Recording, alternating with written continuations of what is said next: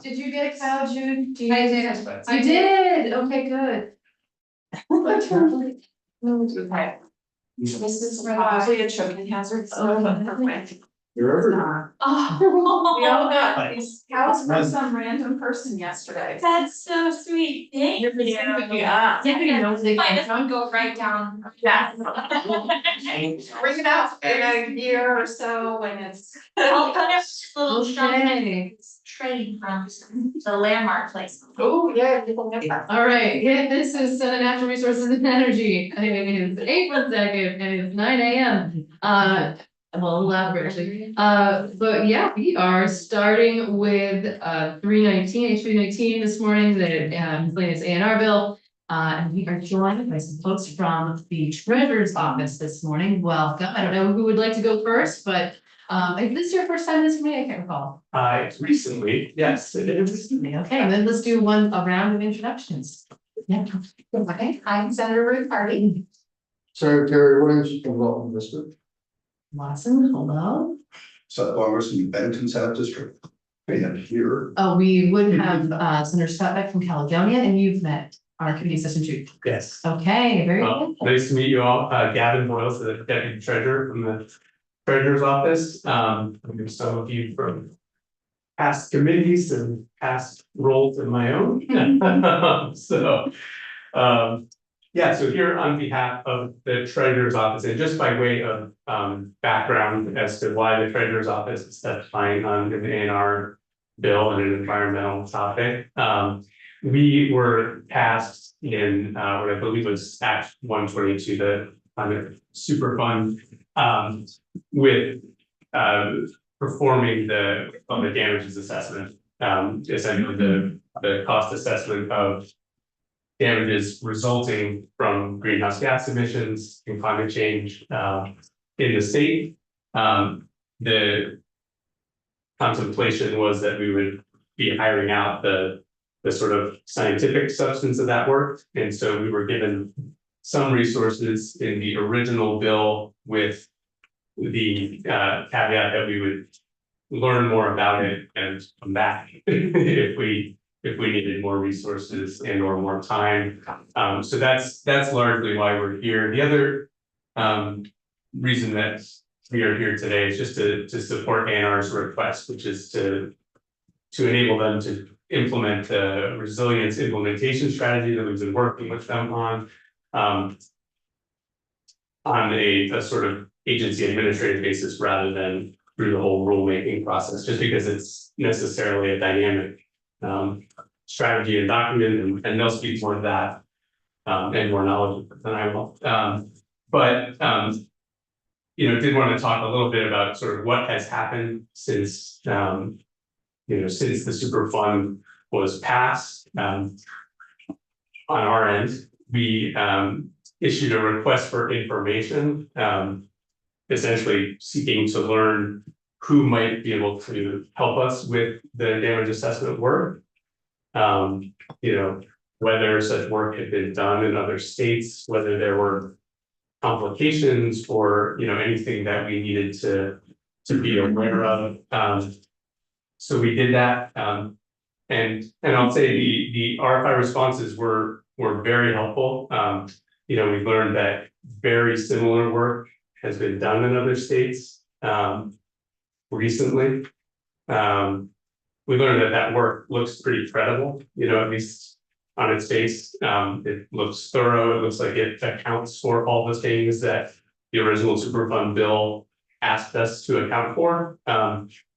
We also learned that there are some aspects of the work that are a little bit different in Vermont than they are in some of the other states where this has been done. So, and the main one is really just with respect to the type of flooding that we experienced and how difficult it is to model it. So, and the example I give is just, if you envision, for example, Gallen and Manhattan, flooding there, although it's a big, complex city, and I'm sure it's complicated in its own way, it tends to result from just a rise in sea level or a storm surge, and it's a relatively flat landscape.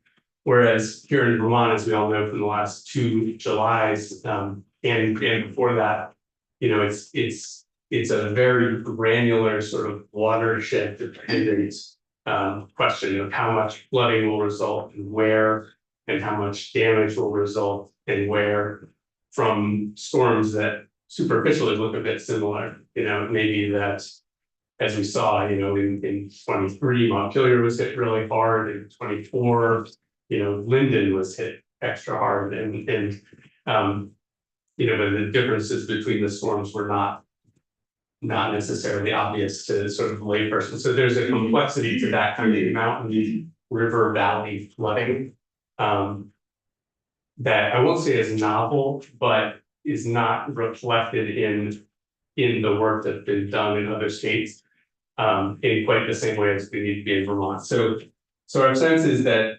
main takeaways, there are multiple consultants that can do the work.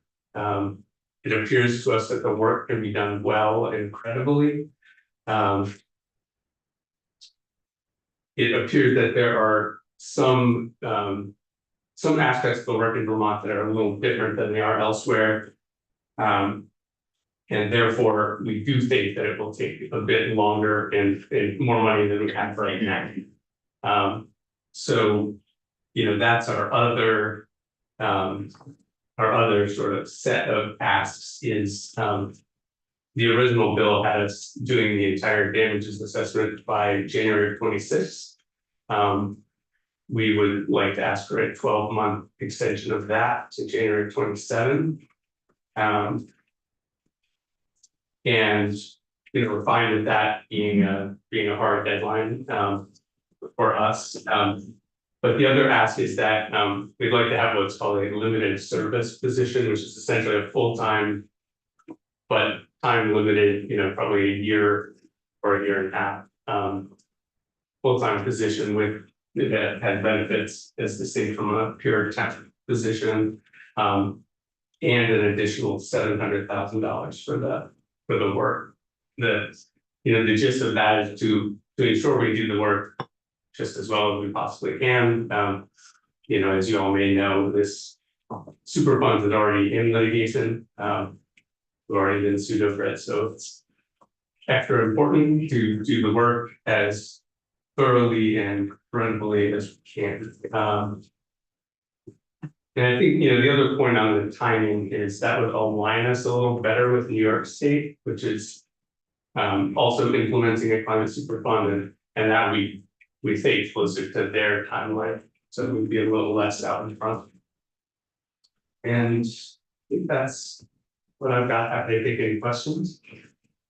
So I just want to be clear about the asks. So one is a delay in, is it a report from 26 to 27? What was the delay in? Yeah, so I believe in the original bill it's referred to as the damages assessment. Okay. And it would probably come in the form of a report from a consultant, and then we would review that and probably do our own sort of cover memo or report to you folks. So that was originally due January 15th, 26, and we're just asking for 12 months additional. And that's not in this document at this point. No. Okay, and I'm making an assumption, but I should probably just make it clear, is that that it wasn't in this document because you were hoping to do that through the BAA at the time, and so now we're here. Sorry, looking at Ashton, but Is that fair? For the record, the land director of policy in the treasurer's office, we made a partial resource request in the BAA. We made it again on the health side of the budget. So far, none of those resource requests have made it into any form of legislation. The deadline extension for the damages assessment, this is the first time that it's being formally presented, other than, of course, we contemplated changes to the deadlines in the feasibility report. Gotcha. Okay, thank you. And so that was one. Second thing is the limited service position, and then 700,000 for the basically the scientific work around how to model storms in a mountainous environment that we. right, yeah, and it's not, it's doing that, it's also drawing a connection between the storm and the cost of the damages that it causes, and all the other damages that are outlined for causes of damages like heat, changes in, sort of ecological changes, different pests, things like that, that are caused by climate change. So it's a pretty broad set of things. I think I highlight the flooding just because that appears to be the piece that is, is a little more difficult. So we have some other specific, besides just our terrain, some specific specific Vermont, challenges or. Yeah, conditions. it's the terrain coupled with, the patterns of settlements, the rural nature of the state and various things, Yes, go ahead. Jane Lazarchuk, Climate Action Office Lead for A&R. Agency of Natural Resources is required in the law in Act 122 to collaborate, and the Climate Action Office is named with the Treasurer's Office on the preparation of the cost of damages assessment. There are three key components of that. You're looking at, for the covered period in the law, the historic damages, the future damages, and then the cost to adapt over time, and that makes the total cost assessment. And what the Deputy Treasurer Boyles is referring to is through the RFI, through our learning, through the testimony that was provided last year. Attribution science is relatively new science. It has been done very well in the recent history around heat attribution. And there is not as much scientific understanding yet of how to do it, in particular for fluvial erosion, which is by far our highest cost attribution in Vermont. And so what we learned through the RFI is that there are proposed methodologies to do this, but in the law, we're actually required not to do it for any one climate impact, but for all climate impacts. And in the feasibility report, we've actually outlined an approach where we talk about taking a stepwise approach, where we know that the fluvial erosion component is by far the most costly, as well as the most critical to get right. And so we want to pursue that first and then continue to add on sort of the other climate impacts, which just in and of itself will take some time.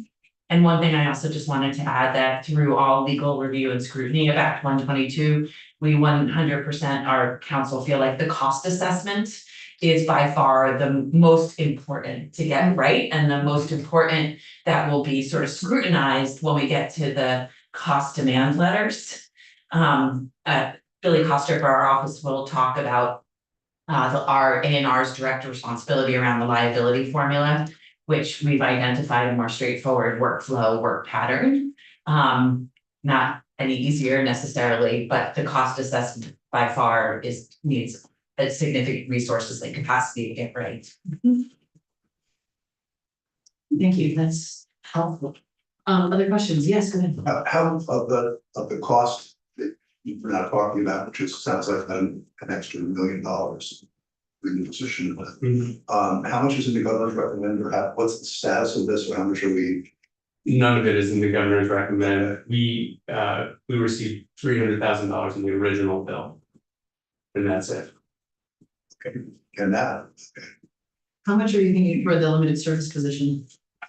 It depends on timing, but probably in the range of 150,000 per year.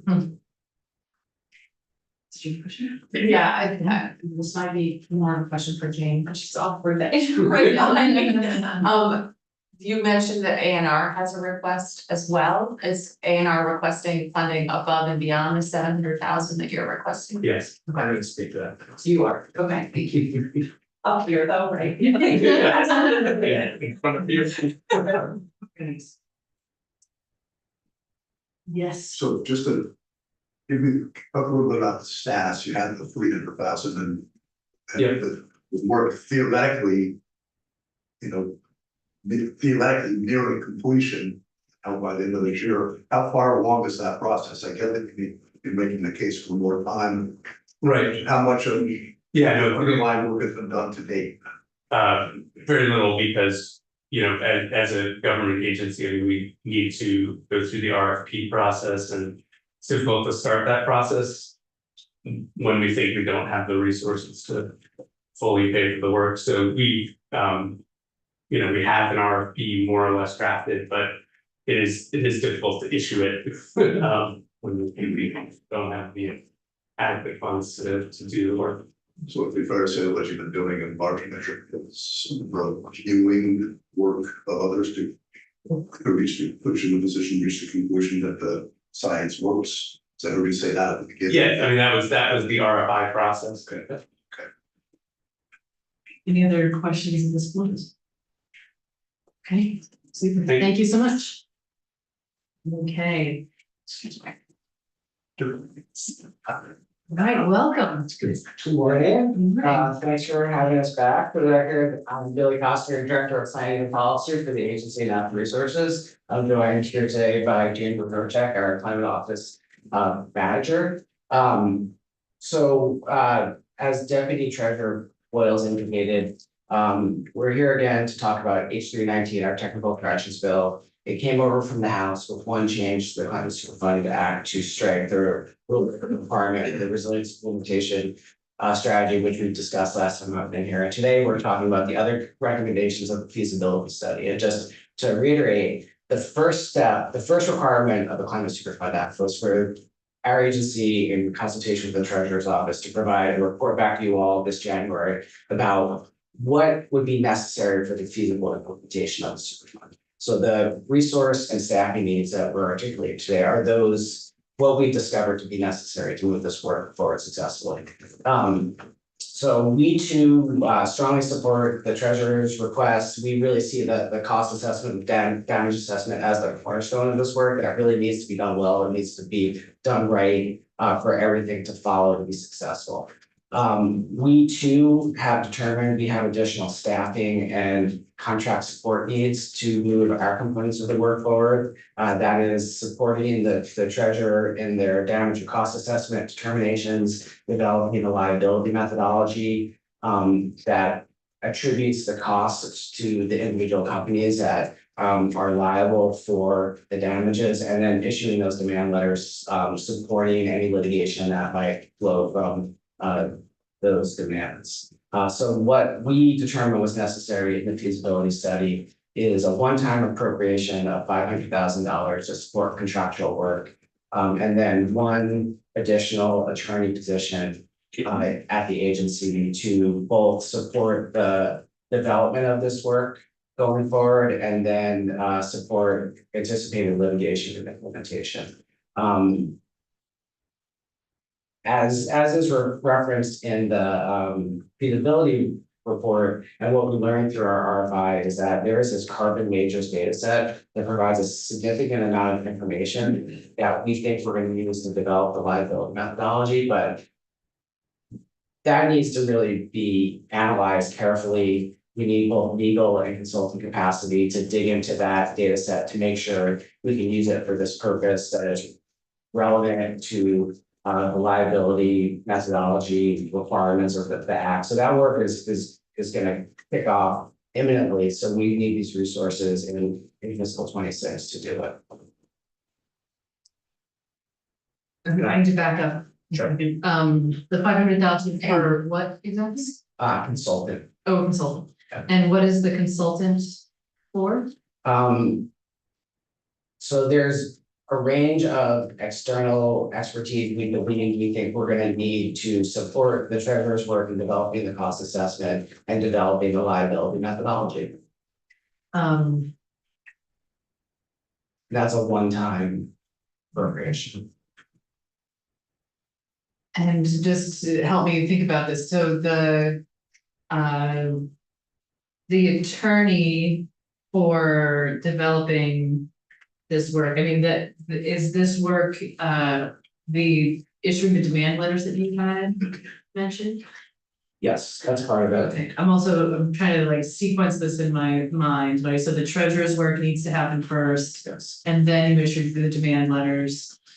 Cost assessment, liability methodology needs to be developed, and then the demand letters are issued. And Jane, feel free to, We have a large, we also have a rulemaking component For to the go liability. through for the liability formula. Okay. Yeah, so if folks are not familiar with the carbon majors database, the carbon majors database is a publicly available database that looks at all major polluters, that are the ones that we're trying to capture through this program. One of our largest components of the work that our agency needs to do through legal capacity is first and foremost, determine how we will capture them, so what the jurisdictional nexus needs to be for them to do business in Vermont, for us to then consider them polluters that we will issue a cost recovery demand letter. That whole process of like reviewing, vetting, jurisdictional, and all of that will be put forward in a rulemaking that will then be the basis for how we issue with the costs provided by the treasurer, the cost recovery demand letters. And so the timelines for us that we're requesting all sort of push out to sync with the treasurer's timeline, as well as just to further put a point on the deputy treasurer's point, aligns us on the exact same timeline with New York State's doing liability formula and rulemaking, so that we can have work very closely for that basis to be the same how we do it, which we believe will make it much more legally viable in the long term. So, and the resources for us really do stem from an uncertainty around what will be needed, both in capacity for the rulemaking and the work, but then also understanding that these tools were not put forward for this purpose exactly, and to review, scrutinize the data, understand their capacity in the space. so a lot of technical work with legal exposure happening over the next year or two. So that's why we use those resources. We, as Jane indicated, would also like to see the deadlines for our deliverables pushed a year so that they remain in sync with the work of the treasurer. So you're also looking for a delay? Yes. The treasurer's piece is kind of a necessary precursor to our work.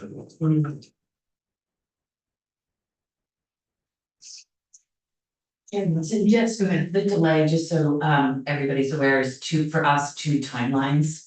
We have a rulemaking that we're supposed to put forward by July 1st of 2026, so 1 year from now. So we're asking for 1 year extension on that.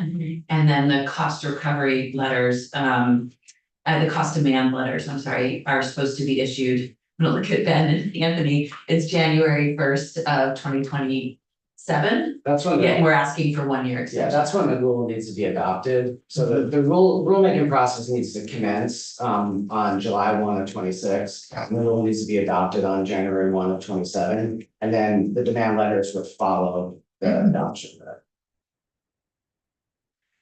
So we're asking for all that to go out here. Go ahead. So one question I'm assuming the appropriations committee ask is whether some of this money, how much actually has to be in this fiscal year and how much within the next fiscal year, if you're talking about 2 years, 2.5 years. All this work is gonna commence in the upcoming fiscal year for us. I think if there needs to be a prioritization, the legal capacity would be first and the contract support second, because we still do need to wait for the treasurer to complete the damage assessment for us to do some of our work. So that will follow later, at the end of fiscal 26, beginning of fiscal 27. So I think if there was the need to prioritize, it would be the legal capacity first, and then the consultant capacity could potentially follow in the next fiscal year.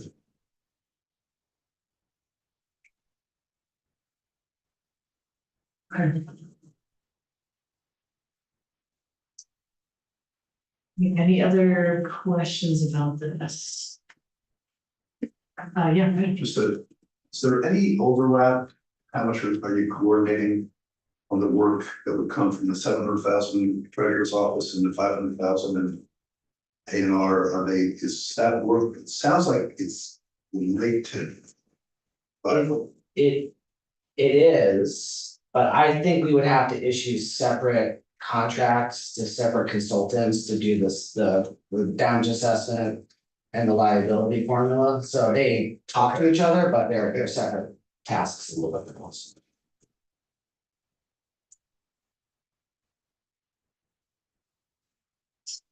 Okay, yeah, so I'm just trying to add all this up. The 700,000, does that include the LT, the position? So you're really looking at 850 total, and then your 500,000 for the contractual plus an attorney. Yeah, about 175 moment. Okay, so 675 plus 850. And 2 positions. And that's, I believe all spelled out in that piece of paper. And just a question for everybody, do you have language to this effect at this point or not so much? I mean, we can always take care of that, but Let me get it to you today, probably it's fairly straightforward. and we'll talk about it. I think we have discussion about this tomorrow. Yep, so we'll be talking about it tomorrow, how we want to move forward and go from there. Okay, Thank you. thank you.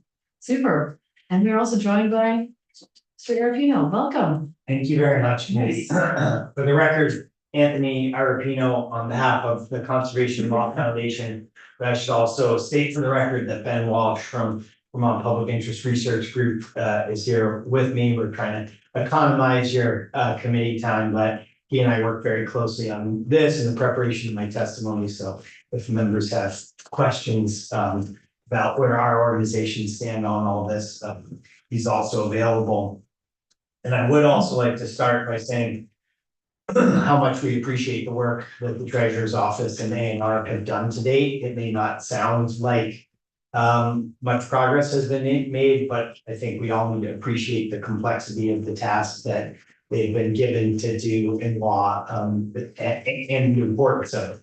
And I know that the numbers sound scary in a budget year where there's not a whole lot of extra money around. But I think the thing that we have to keep in mind here is that this is an investment that potentially unlocks hundreds of millions and perhaps even billions of dollars of funding outside of the tax base in Vermont and outside of what is an increasingly unreliable federal funding stream. So just want to level set with all of that. And because they did such a good job of describing the work that they have been up to since the law passed, I can cut like several pages, that's testimony. But what I do want to do really is to bring members back to last session and what's happened since and help you remember why strong majorities in the House and Senate, including votes of representatives and senators from each party and independents, wanted to create a climate super fund. And in case there's any doubt as to why this is, why we need to keep moving forward with this, you only need to look at a recent story in VT Digger that was provided a really stark reminder. The headline read, "Floods long past many Vermont municipalities are still swimming in red ink." The article provides details that are painfully familiar to me as a Montpelier resident, following closely our city's struggle to recover from the catastrophic flooding in 2003. And that flooding resulted from extreme precipitation that prior to human caused global warming was only supposed to happen once every 1,000 years. Instead, what really happened is exactly 1 year to the day. Similarly destructive deluges happened in our neighboring communities like Baird and Plainfield. And the costs of the climate crisis, as senators know, are not isolated in central Vermont. According to Digger, the town of Linden suffered 500,000 in damages in the 2023 flooding, while the flooding almost a year later required the town to take out a $15 million line of credit. That's twice the amount of the town's annual $7.4 million budget to repair roads, municipal office buildings, water and sewer plants, and a historic covered bridge. Even then, the Linden town clerk is quoted as saying that they are not really sure that the amount of borrowing is going to be enough. In Sutton, the town just finished paying off a $500,000 line of credit only to see downpours in 2024 necessitate another 1 million in borrowing for climate damage recovery. And it's the same story in Bolton, Barnet, Bridgewater, Cavendish, Middlesex, Moretown, St. Johnsbury, and beyond. We got it. I drove through shortly after, and it was triggering in terms of what we had seen here in Central Vermont just a minute before. So compounding the financial strain facing these municipalities is the fact that FEMA has yet to make good on its obligations to fully fund recovery in many of these communities. BT Digger also reports that the full repair of numerous state office buildings remains on hold while the state and FEMA go back and forth over what repairs will be recovered. And this unreliability is something that existed before the change in administration. It has only gotten worse as we've seen cuts and in fact threats to eliminate FEMA and federal funding altogether.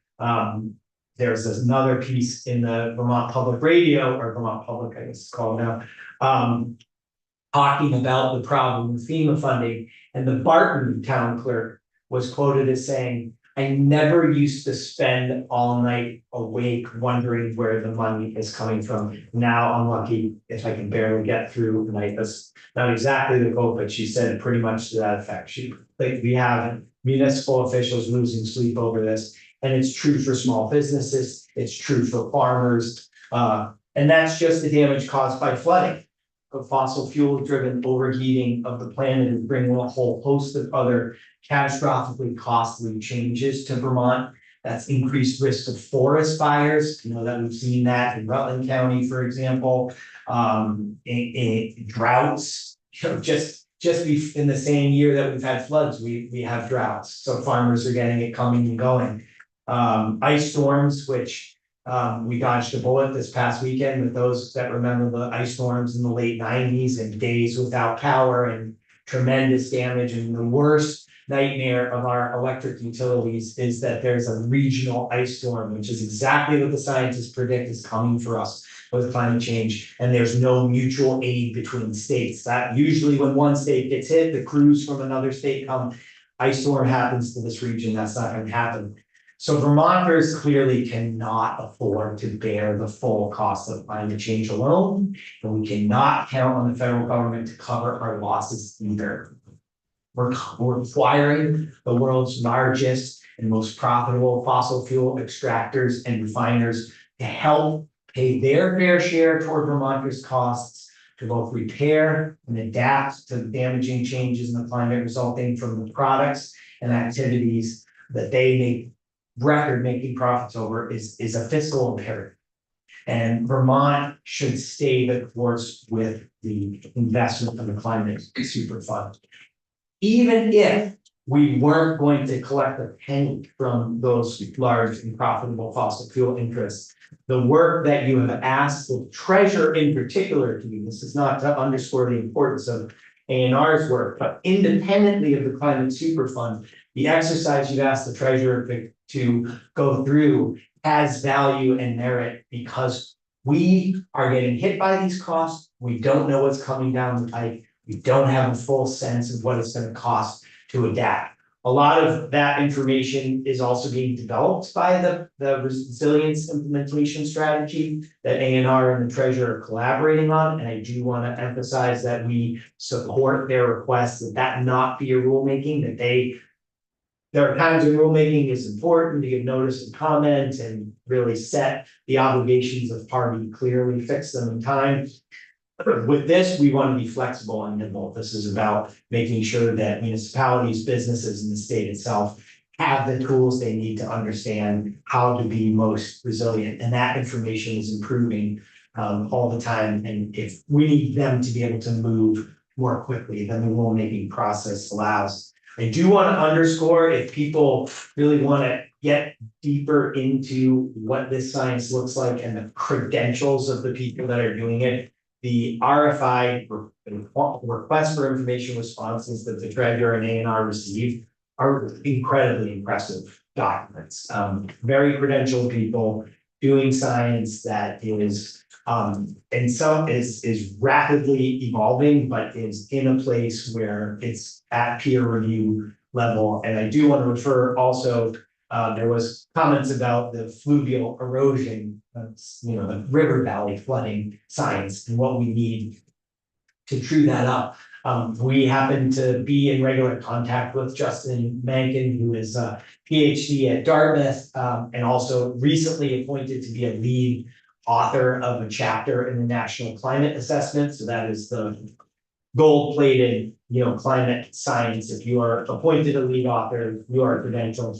And he is busy at work on adapting his already internationally recognized model in terms of heat and economic damages, adapting that for the kind of specific geographical flooding challenges that are particular to Vermont. So the work is ongoing. You have put out a call into the scientific community, and the scientists are working really hard to answer it. So other than that, I do encourage you to take a look at those. They are very important.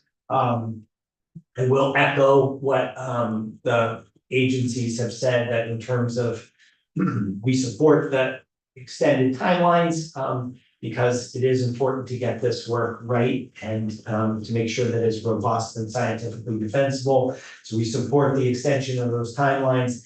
And I would also just say, as you contemplate the budget request against the backdrop of a very difficult budget year, two things. We do agree that if you have to make difficult prioritization choices, that the treasurer's work is the more immediate priority. They're both priorities, but in terms of timing, if you were to extend deadlines, you could also potentially phase appropriations.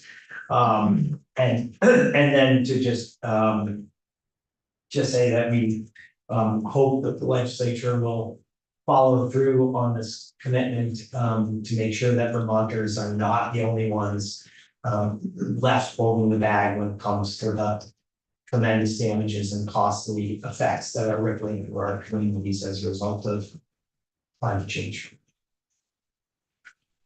More questions? Yes, no. Where is the report? I'm looking on the treasurer's page. I don't see it on there. Is the report page? Just a couple places that. Jason, do you know? Yeah. We maintain it on the Climate Action Office's website. I Okay. can send it to Jude right now. That'd be great. But I would also, I'm happy to send you, Senator Hardy, some of the responses themselves. The report does a good job of summarizing, but They're all, the website for the Climate Action Office's page has a climate superfund page that has all the RFIs, all the everyone. yeah, so if you want to get a sense of the damages piece, for your report, the response that came from Professor Mankin is the one I'd call your attention to. If you want to get a sense of what a study to look at the adaptation measures, like what do we need to do for our roads, what do we need to do for our bridges, what do we need to do for our elementary school or for our public schools, where people are some days losing school time not because of snow anymore, but because it's too hot for kids to learn and teachers to teach. There's a report by Paul Chanowski, I think is the lead author of that. But that'll give you a flavor of what it looks like to study adaptation measures and the costs. Those are two that they're all very interesting, but those are the two that I would call your attention to. And of course, there is one from the fossil fuel interest saying, this is all really hard science, you shouldn't do it, there's no scientific consensus. The kind of typical evasion and obfuscation and attempts to cast doubt that have characterized the fossil fuel companies' activities for the last many decades, and partially explains why we're in this predicament that we're in. So. Mr. Coster, did you have something to add? I was just gonna point out to Senator Hardy that there's a hot link in the feasibility report that brings you to that page you know about right there. Yeah, this is the right page. Yeah. Okay. Thank you. So I just, so you can watch me try to navigate. What am I doing? And the other thing that I would say is, we are advocating for the full funding, but having had the opportunity, because I don't work in state government, to talk to many of these contractors. Even if we fall short of the full funding, meaningful progress could still be made, but again, it's an investment that has the potential to unlock hundreds of millions, if not billions of dollars. Is there an opportunity? I don't believe I'm gonna ask this, but for grants to pay for part of this? I mean, it's really hard to, given the situation with the budget and the horrible things that we're gonna have to fund because of the federal situation. Is there an opportunity for not to pay for the positions, but for the consultants?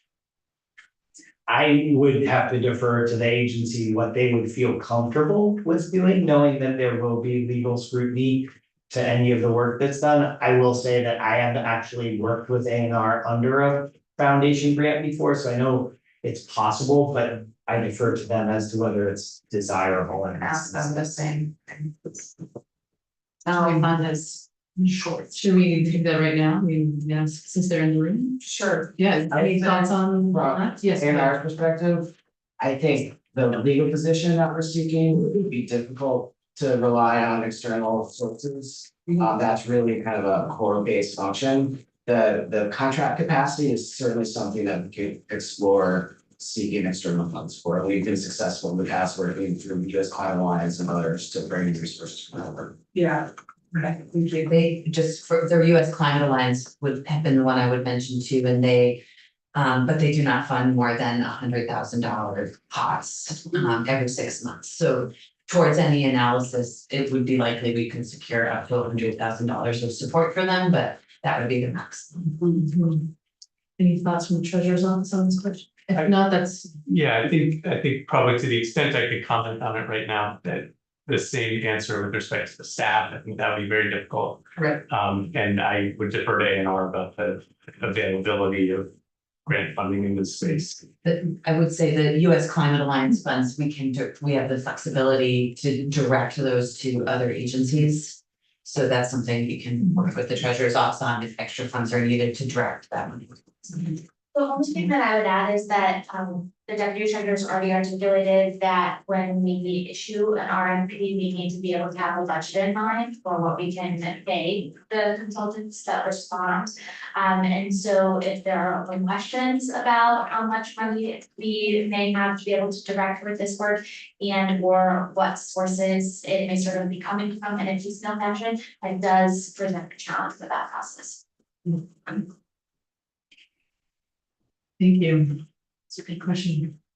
Yes, go ahead. So if any of this make it into the House budget? The House Appropriations discussed all these pieces. It was on the table for some of their deliberations, but it didn't make it out. The House Environment letter to appropriations included these pieces. So the House Environment did request. Yeah, I have to pull their letter up, but I believe almost all of these, if not all of these pieces. Okay, correct. They did, it was on a vote of 8-3. Great. Fair enough. And just so you know, team, I'm anticipating doing a budget letter from this crew next week. So any other questions on this topic? Okay, thank you, everyone. Really appreciate your thoughts and suggestions. So we are running a little bit ahead of schedule, so we are going to take a break until 10 a.m.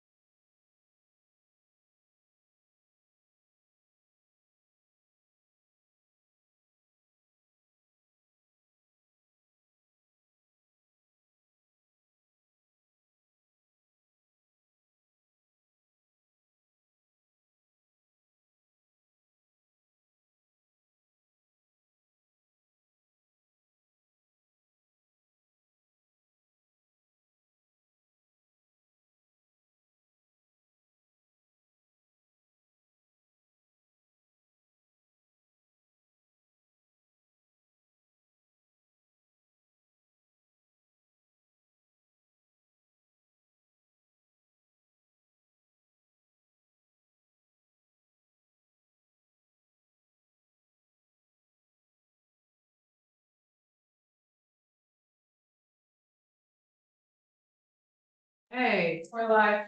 all right, so this is Senate Natural Resources and Energy coming back from a break on April 2nd. And we are gonna be jumping into some language suggestions on S124.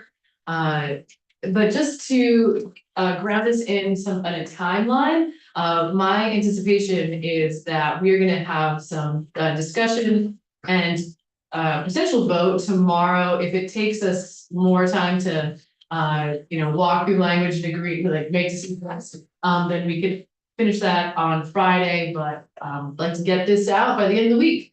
So we're gonna aim for tomorrow to start with. I don't know who is gonna be presenting the language. Hey, Now we need that. okay, welcome. All right. Also voluntary. Okay, Exactly. I don't need. Doesn't mean if you need to. So, good morning, Madam Chair, good morning. Morning. For the record, Eric Carpenter, Election Planning Committee. Joined today by John Groveman from BNRC and Scott from CLF, who's up on the big screen. If it's okay with you, Madam Chair, we're gonna sort of do a bit of a tag team, for lack of a better phrase. But I'm going to lead off.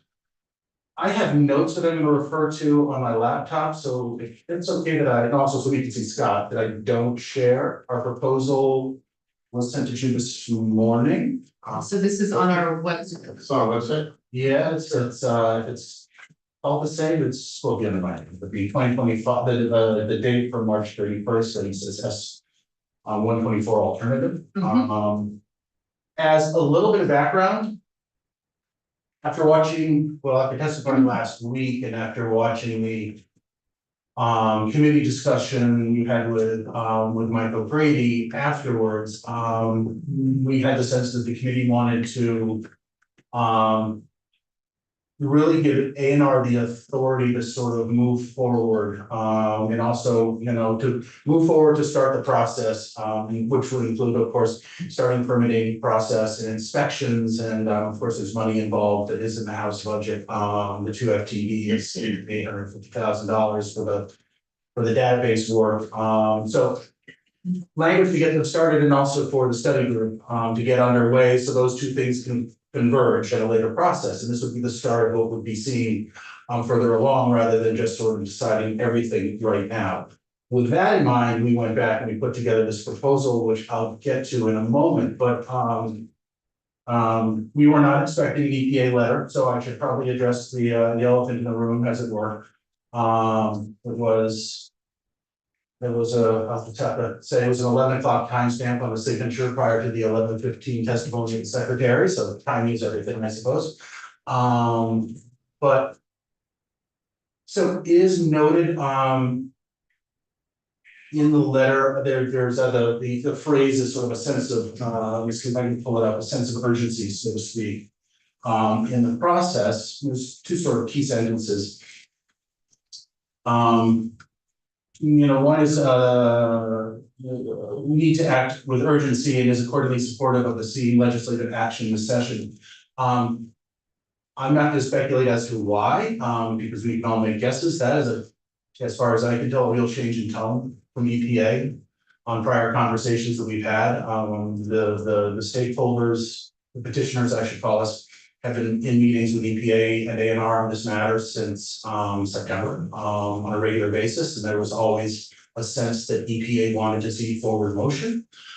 I never got a sense, as was very just me, of any urgency or haste. Like I said, we can interpret that in the last couple of months, so to speak, that might have changed.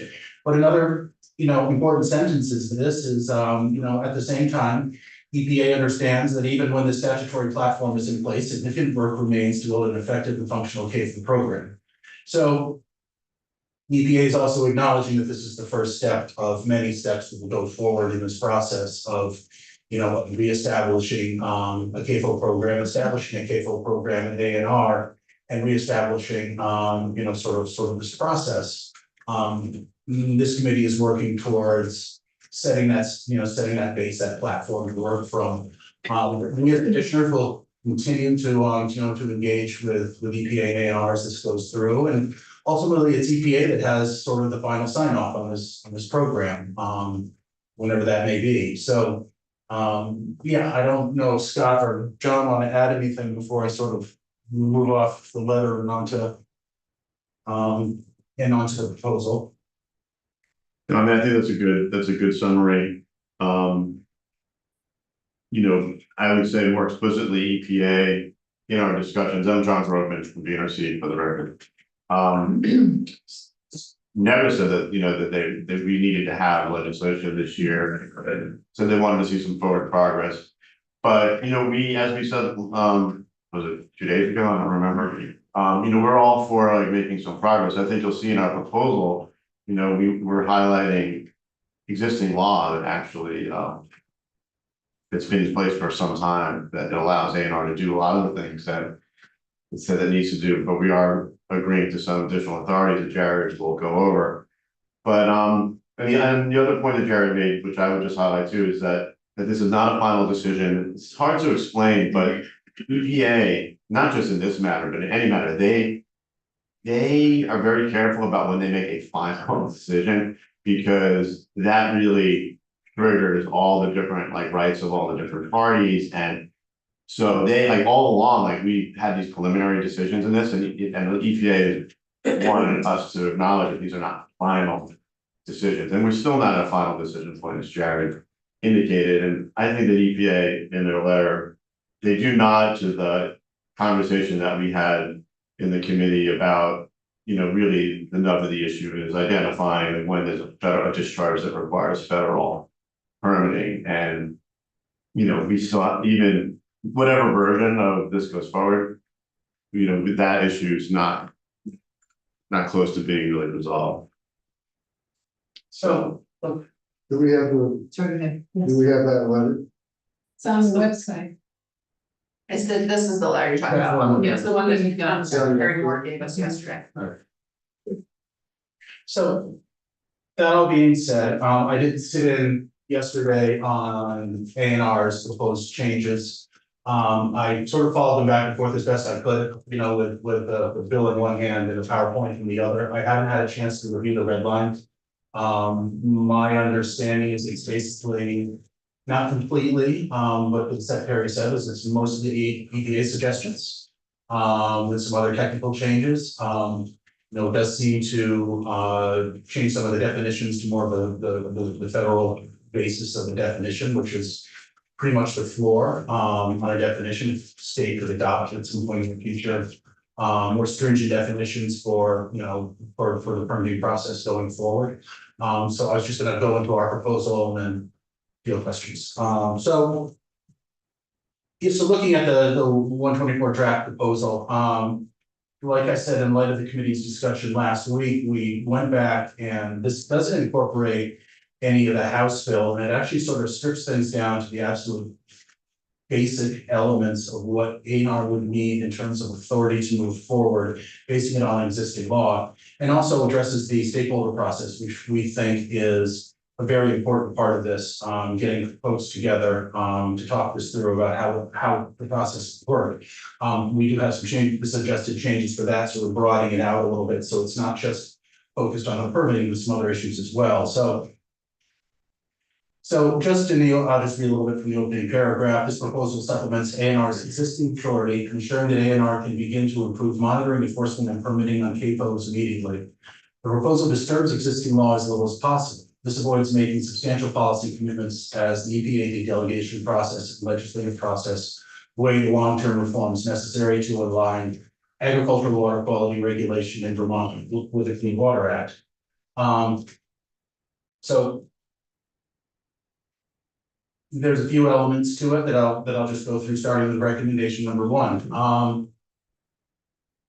A&R's had the authority to approve and implement a CAFO process for about 20 years.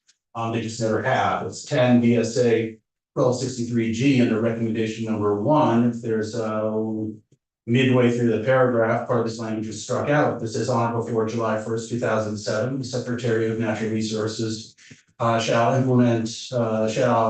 adopt rules implementing the federal national pollutant discharge elimination system, permit regulations for discharges and concentrated animal feed operations. So ANR's had this authority and still continues to have this authority to do a CAFO permitting process. So rather than creating this from whole cloth, our recommendation number one goes back to 1263G and makes some modifications. And as you can see are underlined, that, may make and adopt rules, guidelines, procedures, inspection checklists, permitting applications, and other documents to implement the CAFO program. And then it goes down into the next section and adds, essentially pulling the secretary's, it's escaping me, the powers of the secretary and inserting them in this, language in furtherance of this subsection, the secretary may appoint assistants subject to applicable laws to perform or assist in the performance of any duties or functions. That is to cover consultants that ANR would hire to help out with the database and the implementation of programs reflected in the House budget. Next, it gives them number two, inspection authority, the authority to enter any lands, public, private, or inspect farms, request additional information, solicit and receive federal or private funds, and cooperate fully with the federal government or other agencies. So when we feel with, with the language changes in the beginning of the subsection and then inserting these powers of the secretary, this gives that baseline for the Secretary of Natural Resources to start the program and to start this permitting process, hire people, go on farms as soon as this is active to start doing the permit, the inspections and start the permitting process. Keeping it simple within existing law and then subject to then number two, which is the recommendations of the stakeholder group. Without having to get into creating something new from the whole cloth, just using existing languages. And I will take a deep breath to see if there are questions and if my colleagues have anything to add before I continue. Yes, go ahead. Where does this fit into the bill?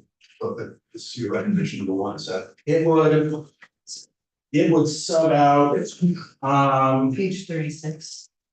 yeah, page 26 through, consider actually our recommendations here would effectively eliminate the need for a lot of the bill and could turn this 38-page bill into a 3 or 4 page bill, just stripped down, gives them the authority, but it will go into the powers section largely.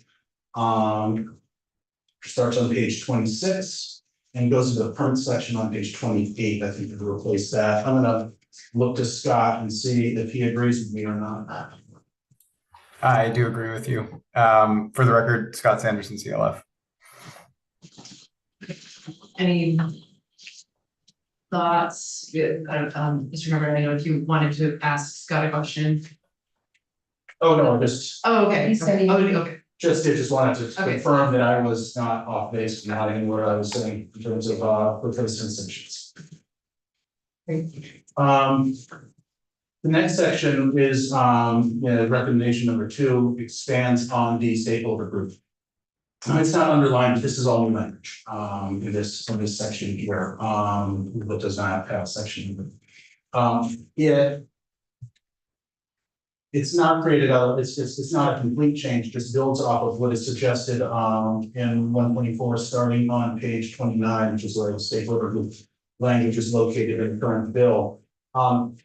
It does expand, it says stakeholder engagement process shall include opportunities for agricultural community, including livestock farmers, farm groups, and agricultural consultants, which I believe is the current language. And adds the environmental community, including watershed groups and water quality experts and the public to provide input. It doesn't go through, obviously go through an enumerate of, it should be one person for this and one person of that, and these ANR and AFM have some discretion on who would involve. We think a broader stakeholder group engaged in a broader process in looking at more issues that can be implemented into the permitting and inspection process would be important, because there are going to be a lot of different groups outside of just the agricultural community who are going to want to have input in this process and how the permitting system works. So the thought being that if this process started earlier, i.e. with this stakeholder group, they could work together, work out differences, and bring back some collaboration and how to move forward to this committee and to the legislative body for additions to be made in the future. Rather than just one community, one sector working together to see what they want, and then coming back in front of the committee. And then hashing things out with other stakeholder groups and including ourselves, welfare groups and others like that. So that's the one suggestion, is broadening the amount of the range of stakeholders that are involved in the process. The second is Secretary of Natural Resources shall seek input on the following topics. Establishing, water quality regulation, permitting, and enforcement by ANR. So the stakeholder group would have, we'll get together and provide input on that. Implementations of inspections. So I'm assuming that would be the frequency of inspections on the various sizes of farms. Right now, it's generally large farms are every year, medium farms are every 3, and small farms are every 5 to 7. I think is sort of the current structure. But they can look into that. Establishment of a permitting process by ANR to ensure that no farm discharges without coverage occur.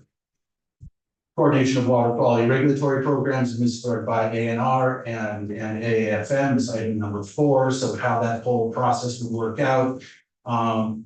Resources and technical assistance available to facilitate compliance with the Clean Water Act. So what resources are available for farms to comply with the permit with the Clean Water Act, and the establishment of a program. So it really sort of incorporates not just the compliance with the CAFO program, but how it would help the agricultural community meet those goals of the permitting process and meet the goals of the Clean Water Act, looking at this in a broader scope. And they would come back December 1st of 2025, might be an ambitious date, to come back to the various committees of jurisdiction to report back on the process, comments, and proceed to make the recommendations. We think this, regardless of whether it's included in 124 or something that's more oriented towards the alternative that I'm talking about now, would be very important in including more people in the discussion as this process moves forward. And I'll take a deep breath again.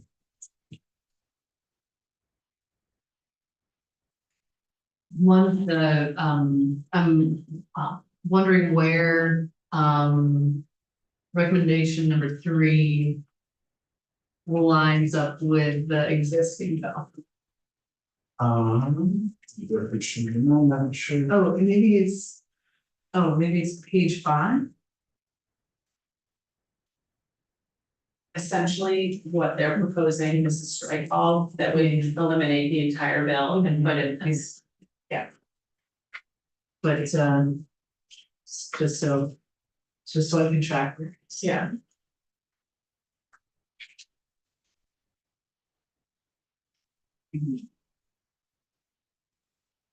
I look to my colleagues again to see if there's. I start the landing on that, if they have anything else to. I just opened it digitally, I'm sure I could just control F, but. The last 2 recommendations are, well, one's minor, one's relatively straightforward. Recommendation number 3, makes. No, I had thought we were talking about, I'm just in the wrong spot, sorry, go ahead. So this is not in the current bill, it would be an addition, but it does make a change to the RAPS. So it was 6 VSA 4810 is where the RAPS are located. You can see it about midway down the paragraph.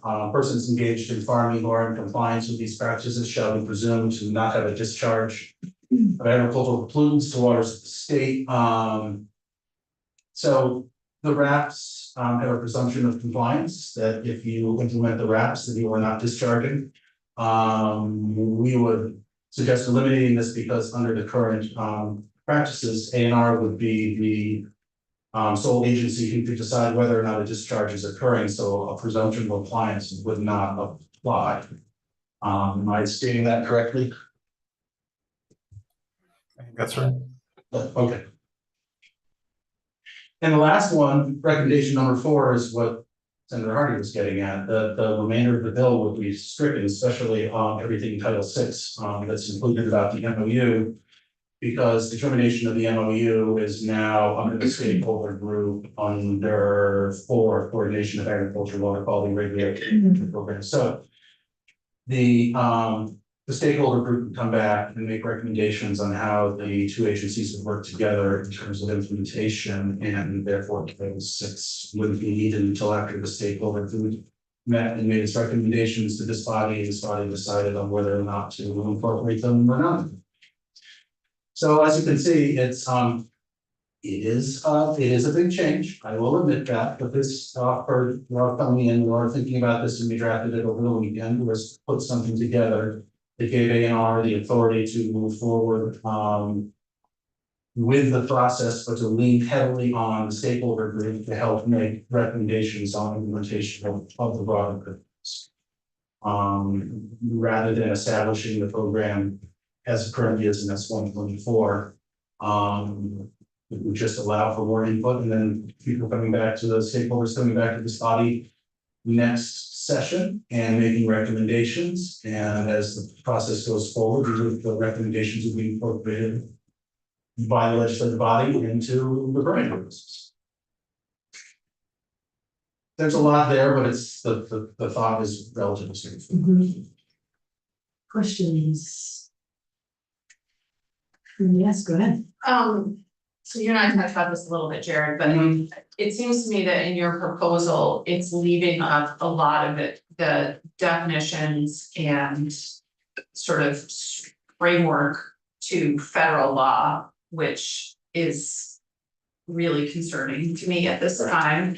So I mean, one of the things about 124 is that as it's currently drafted is it defines what a CAPO is, it defines what the agency's responsibilities are. And it seems to me that part of the petitioner's reason for filing the petition is under current law, they didn't feel like A&R was meeting the requirements. So then relying on just sort of going and making these minor tweaks to current law to logically, it makes no sense to me. I'm definitely open to some suggestions on the stakeholder group, but it seems to me that this strike all, where you get rid of all of the clarity that's in 124 right now, is not a good way to go, and I'm kind of surprised that you guys think it's a good way to go. Well, I didn't explain that part terribly well. Thank you for prompting, Senator. Under recommendation number 1, because it would automatically default to the federal definitions and the federal permitting process until the state came back with a rulemaking process off the recommendation of stakeholders, and that rulemaking process could include state definitions, which can be more restrictive. The federal definitions would be the floor. This would be more restrictive. So for a period of time, A&R would be issuing permits and compliance under the federal guidelines, but as they went to rulemaking, they could tighten up on definitions all the way around, which would include, of course, some of the ones that are listed in 124. That is sort of the thought process there. I admit we prefer some of the state definitions better during rulemaking, but certainly push for them, particularly state waters in the state definition. But this would offer that basis. I'm going to turn to Scott. Scott, did I describe that accurately? Yeah, I think so. I think one of the thoughts is as well, if by defaulting to the federal rules, which are quite extensive, you end up with a more thorough set of substantive permitting criteria and a full set of definitions, permitting criteria, things like that, that you wouldn't get right now under 124 until rulemaking took place. And so this gives you a placeholder for the time being while simultaneously taking advantage of A&R's existing authority to engage in rulemaking, where it could then adjust definitions as it sees fit to meet Vermont's needs, basically. For the record, who's Scott? Oh, I'm sorry. Scott Sanderson. I'm an attorney at CLF. I look after our regional farm and food program.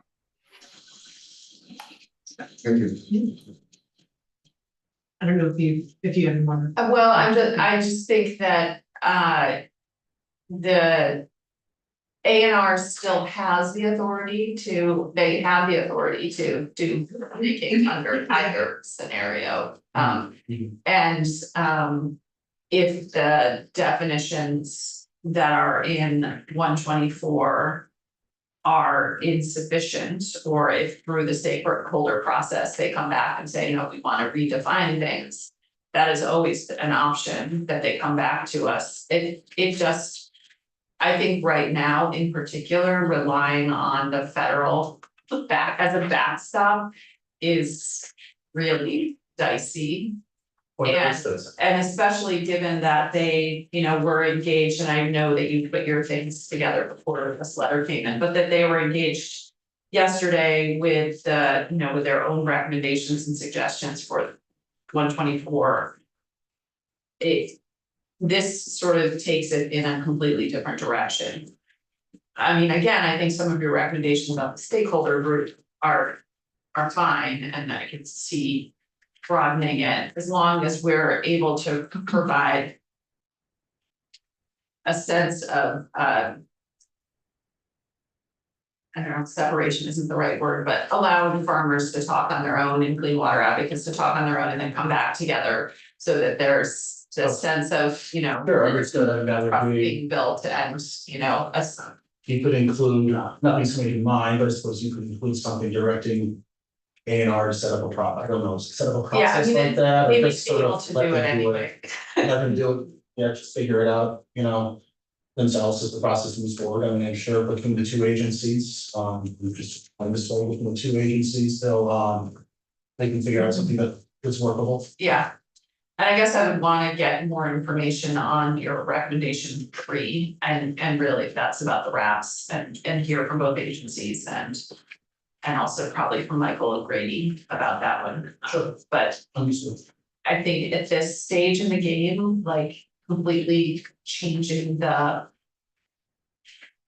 whole construct of the bill is not, for me, not something I could support.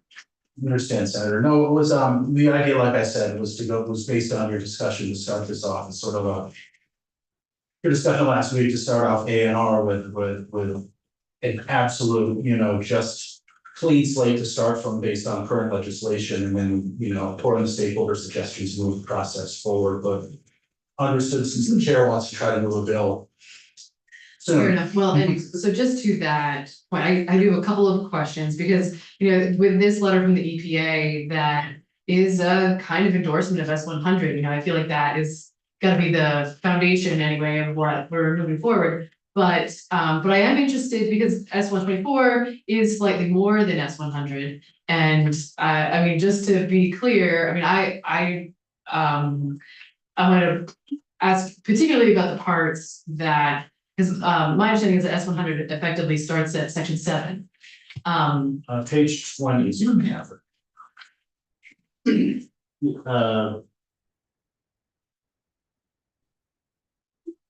No, you're right, page 18. Yep. And sections 5 and 6, I mean, section 5 is about emergency manure spreading, which I is sort of slightly a different issue. Section 6 is about requiring small farms to certify ongoing compliance with the RAPs. Those things don't seem like, terrible things to do, like I feel like that. No, I mean, looking at, I'm sure Steve would disagree with me, but looking at section 5. I can make an argument that an emergency exemption is overly broad, and right now the agency has the authority to, based on the current practices, to do exemptions of. The farmer has to, apply basically to the secretary and say, this is the problem, this is what's happening, this is why I need an exemption. And on a case by case basis, that's decided, and it could be because, the waste lagoon is about to overtop or whatever the process is. I have not quite understood why an emergency exemption is needed when individual exemptions can already be granted. I don't think that was ever discussed. I don't think that was ever really discussed meaningfully down at agency, down at the, Committee on Agriculture, or at least not an explanation that I heard, and that was a question that I've questioned whether or not that language is actually needed, but that is just my question. Okay, well, and I'm wondering if, because the sections 1 through 4 are about water quality.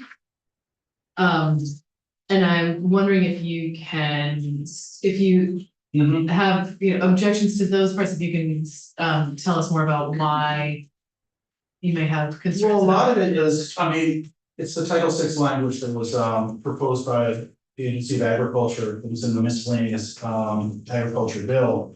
And there's a fair amount of it, if you look at, say, page 7, it's about referrals back and forth about the split jurisdiction between whether or not a point source is found or a non-point source is found, and when they refer back and forth to each agency.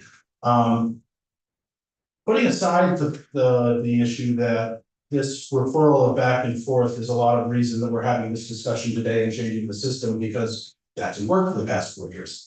But this could be something that we would envision the stakeholder group would talk about and then make recommendations on the division of labor in inspections and jurisdiction between the two agencies going forward. It's in our proposal, it's in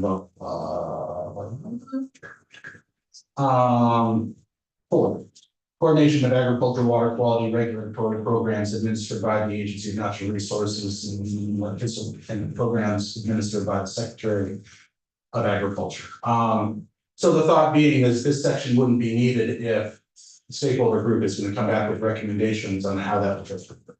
It just seems somewhat redundant if, since we're proposing with the stakeholder group, that's something they would do. But if that was an error.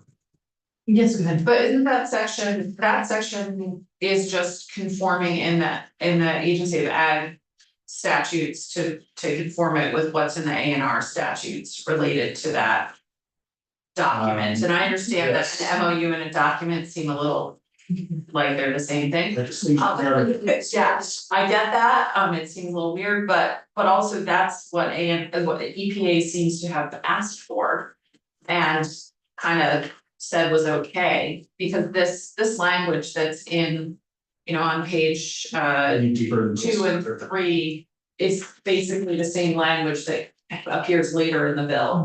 Correct, there's in the language. A&R statutes. There's language in the 30s that sort of. Yeah. On the same side. So my understanding of, for most of the stuff that's in sections 1 through 4 of the bill, they are just conforming the ags, Title VI with the A&R titles. I don't know the title numbers yet, but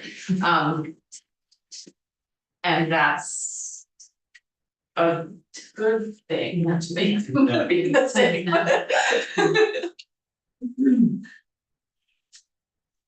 And it also makes it clear later on with the buffers. So it's conforming the buffer requirements with the Clean Water Act versus the RAS. So saying if you have require a PACO permit, you have to use the Clean Water Act buffers. I'm not So sure that also where it seems is. like a Right. good conforming thing that's in the beginning of the bill. You would follow the conditions of the CAFO permit. Correct, yeah, which are different size buffers. They could be, potentially. So most of it seems like it's just conforming.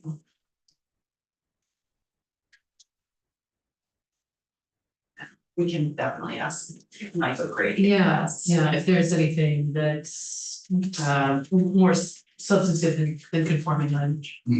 Okay. Okay. Well, that is helpful. Any other questions for, yes, go ahead. Just to pull this apart a little bit, what are you really trying to get at with what you're proposing versus? I guess what we're trying to get at is just to give through the recommendation number 1. Providing A&R with the base authority to start the program, the inspections and everything else. At a basic level, the basic, federal definitions, the federal standards, the federal permitting requirements, have the stakeholder group go out, work on this, come back, have whatever form, come back making recommendations, and then those recommendations would be the basis for the state rulemaking that would start building the permitting process going forward. So the argument being with the definitions and such in here wouldn't be needed, because that is something that the stakeholder group would come back later and make recommendations on definitions and things of that nature, of course, acknowledging the senator's concerns with things that are going on much further south than we are right now. It's just, we would think it as more of a strict down leaner process, so to speak. If I'm mischaracterizing, I look. Do you have something to add to this and then? we can Yeah, follow I up? just answered. Yeah. So I think, I don't think we've communicated this well. I mean, not anybody, it's not just as complicated.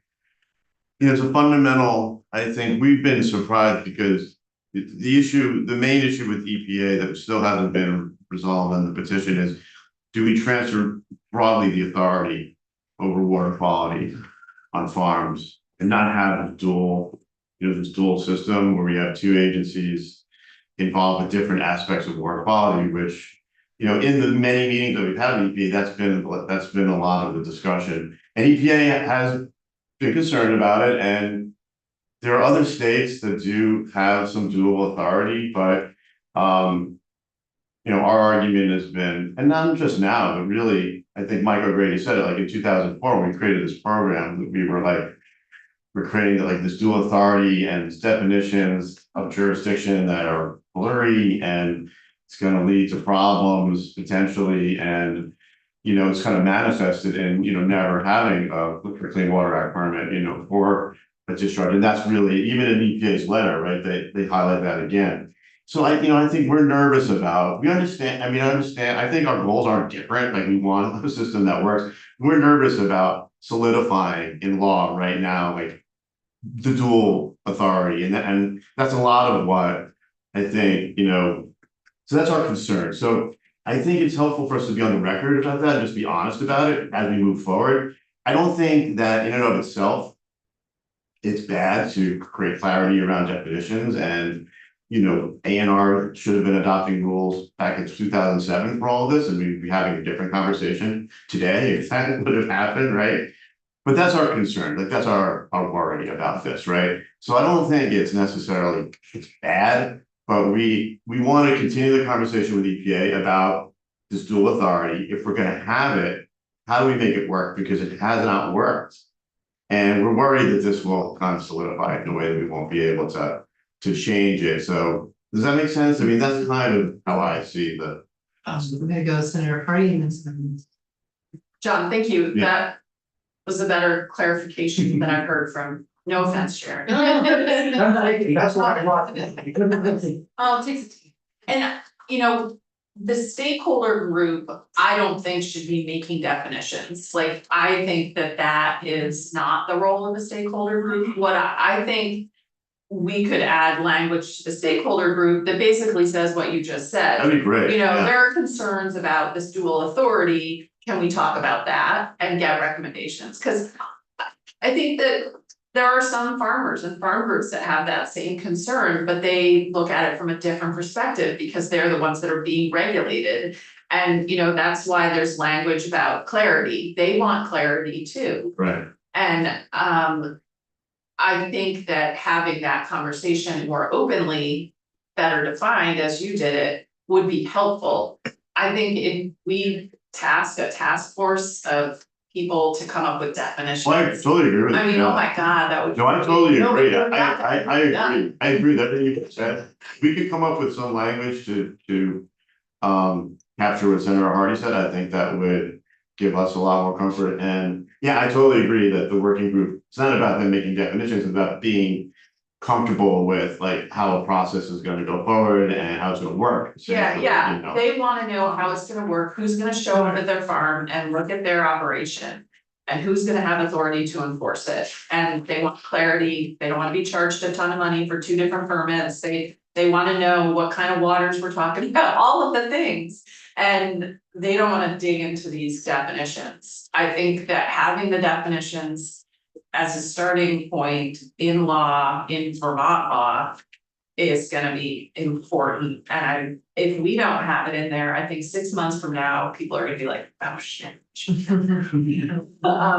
So I think, like I said, like making some changes to the stakeholder group, having that clear language. Adding in other stakeholders, making sure there's the ability to have separate. And then together conversations would be helpful, and I could support that, but just a strike all that gets rid of all of that, especially after the EPA saying, yeah, that's pretty good. You're getting it done, would be problematic. So Williams. Just a clarifying question, because I'm new with this. Lake Champlain Committee, Yes, do you represent both sides of the lake? we do. We have board members and membership from both the New York and the Vermont. So is the EPA addressing the other side of the lake too? The EPA has been addressing the other side, but in a different manner. So they have a different TMDL, correct? Yes, it's a, yeah. Most of the phosphorus discharge does come from the Vermont side. I think it's about 2/3, because they do get discharged out of Plattsburgh in a few areas, but the Adirondack Park is over there as well, so they don't have as much development. They are a different region of the EPA. I want to say region 2. So did you DLF petition the New York State? The EPA about New York State? No, because the concerns were the way Vermont is enforcing its the Vermont water quality standards, the inspections and things of that nature, the concern is not how New York is doing it, which is a different system. I don't know the two systems very well, and Scott can answer more I specific. mean, they can spread manure all winter long. That's gotta end up in the lake somewhere. So I just think it's a little disparity in the effort. Understood. Thank you. Thank you. Any other questions or concerns at this point? Thank you, that this has been helpful. Yeah, Thank you for your time, Madam Chair. Thank you. Appreciate the consideration of the request. okay. And yes, go ahead. I will say one other thing, just thinking about this, I think we're gonna get a new draft and like those yesterday. So we did get from Secretary Moore, the red line language Okay. from the suggestions that she had yesterday. Okay. And so,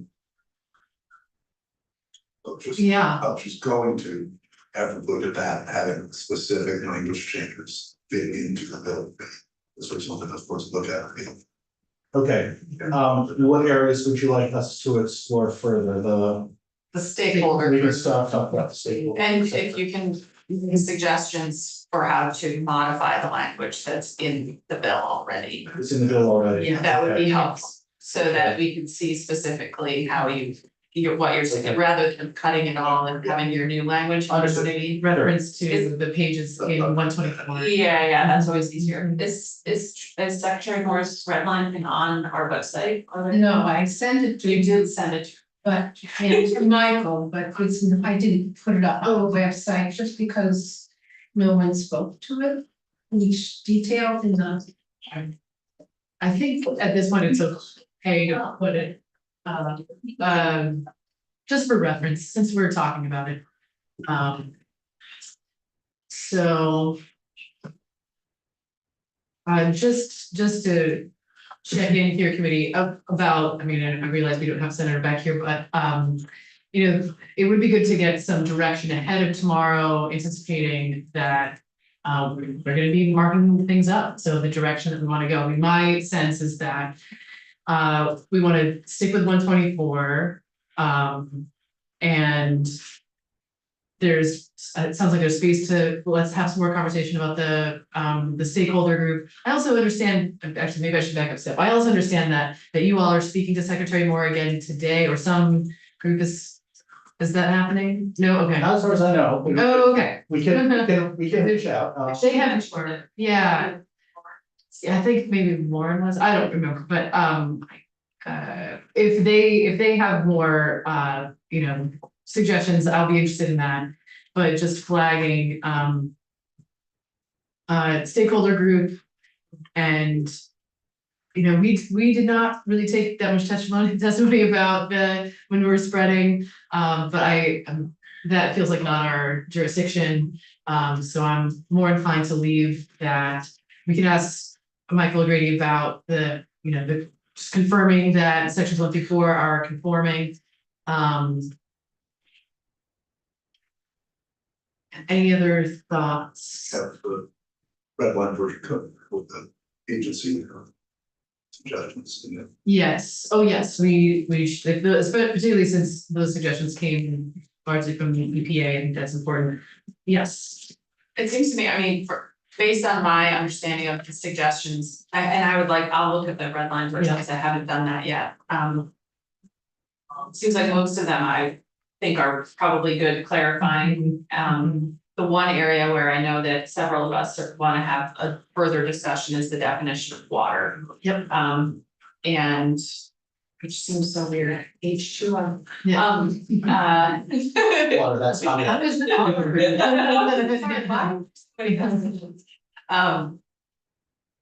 and then the stakeholder group, so like it feels like we're getting close. One of the things that I am interested in, from the suggestions that you all provided is the presumption of. Yeah, close my, compliance, thank you, the presumption of compliance, if they're, following the RAPs, that's something that, And I think we need to get more to testimony, because while it seems like a small change, I think it actually might be big. is a really big change. Yeah. And it is also, I think, in this English area to me, but I think it also, the presumption of compliance is something that goes across all kinds of permits. So if we remove it here and don't remove it in all the other permits, not just farm permits, but all the A&R permits, I think there's presumption of compliance is a kind of standard thing, and that's why I wanna talk to Mike O'Grady about it, to see kind of broader, like, that might be a bigger deal than. Yeah, I agree, I think it's a bigger deal because it's been embedded in the, with regard to work quality, it's been embedded in the approach to dealing with work quality. But it kind of gets to what we were talking about before, it gets to like, that's part of the blur, right? It's like, so if there's a clean, like under the Clean Water Act, there isn't, like, it's like, is it discharged or not? They have their rules and they look at it, and there isn't this presumption. So we kind of blurred, under state law, you could have it, right? You could say, but not with federal law. So that's where some of the blur comes in, but we acknowledge that it's a big change, and I know I am quite confident all the farm groups will be very good at the agency of agriculture. But so I don't know, we just want to go on record that that's a concern, and the committee will do what it will do. But can I take a crack, like the conversation we were having before, and maybe goes in the working group or whatever, to reflect some of what we were talking about in terms of still needing to resolve, some of the dual authority issues and the concerns about that, or the issues surrounding that? Yeah, sure. Would that be okay? Yeah. Okay. Yeah, that would be Okay. great. So Senator Beck, just to catch up, we've been chatting, just generally speaking, about what the committee's interest is in moving forward with this bill, anticipating that we want to ideally have some new language to look at tomorrow with Michael O'Grady.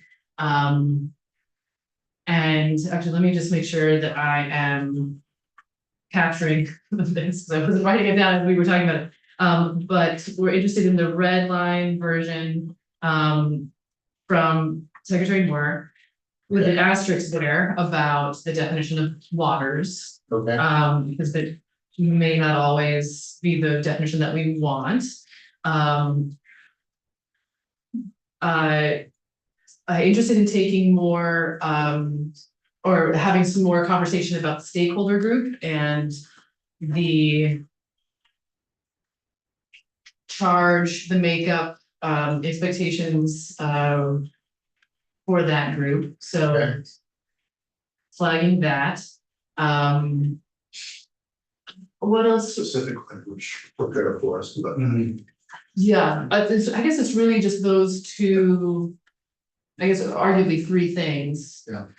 And then if Secretary Moore and the advocates come back with any further thing by tomorrow, but Yes, Secretary Moore's red line, I don't see it, Judith, I was just searched for it and I couldn't find an email from you with it. Maybe just send it to Stan or to Senator Watson. also.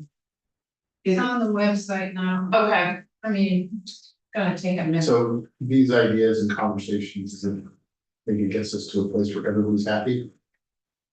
Maybe not, very. It's relative. I think that's.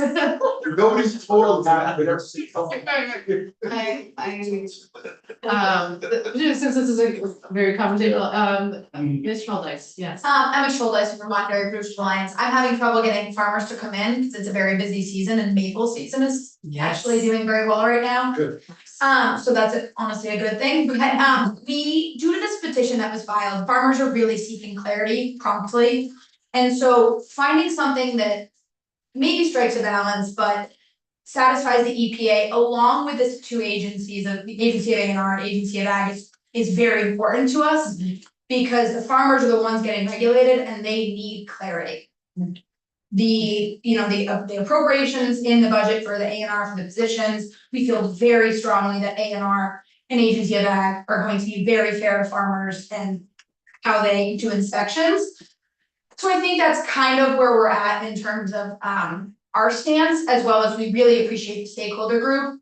When you start altering RAPs, it becomes farmers get very upset because they worked really hard, very extensively for a very long period of time with everyone to figure those out, and to just change those quickly would set the farm world on fire. Like they would be extremely upset.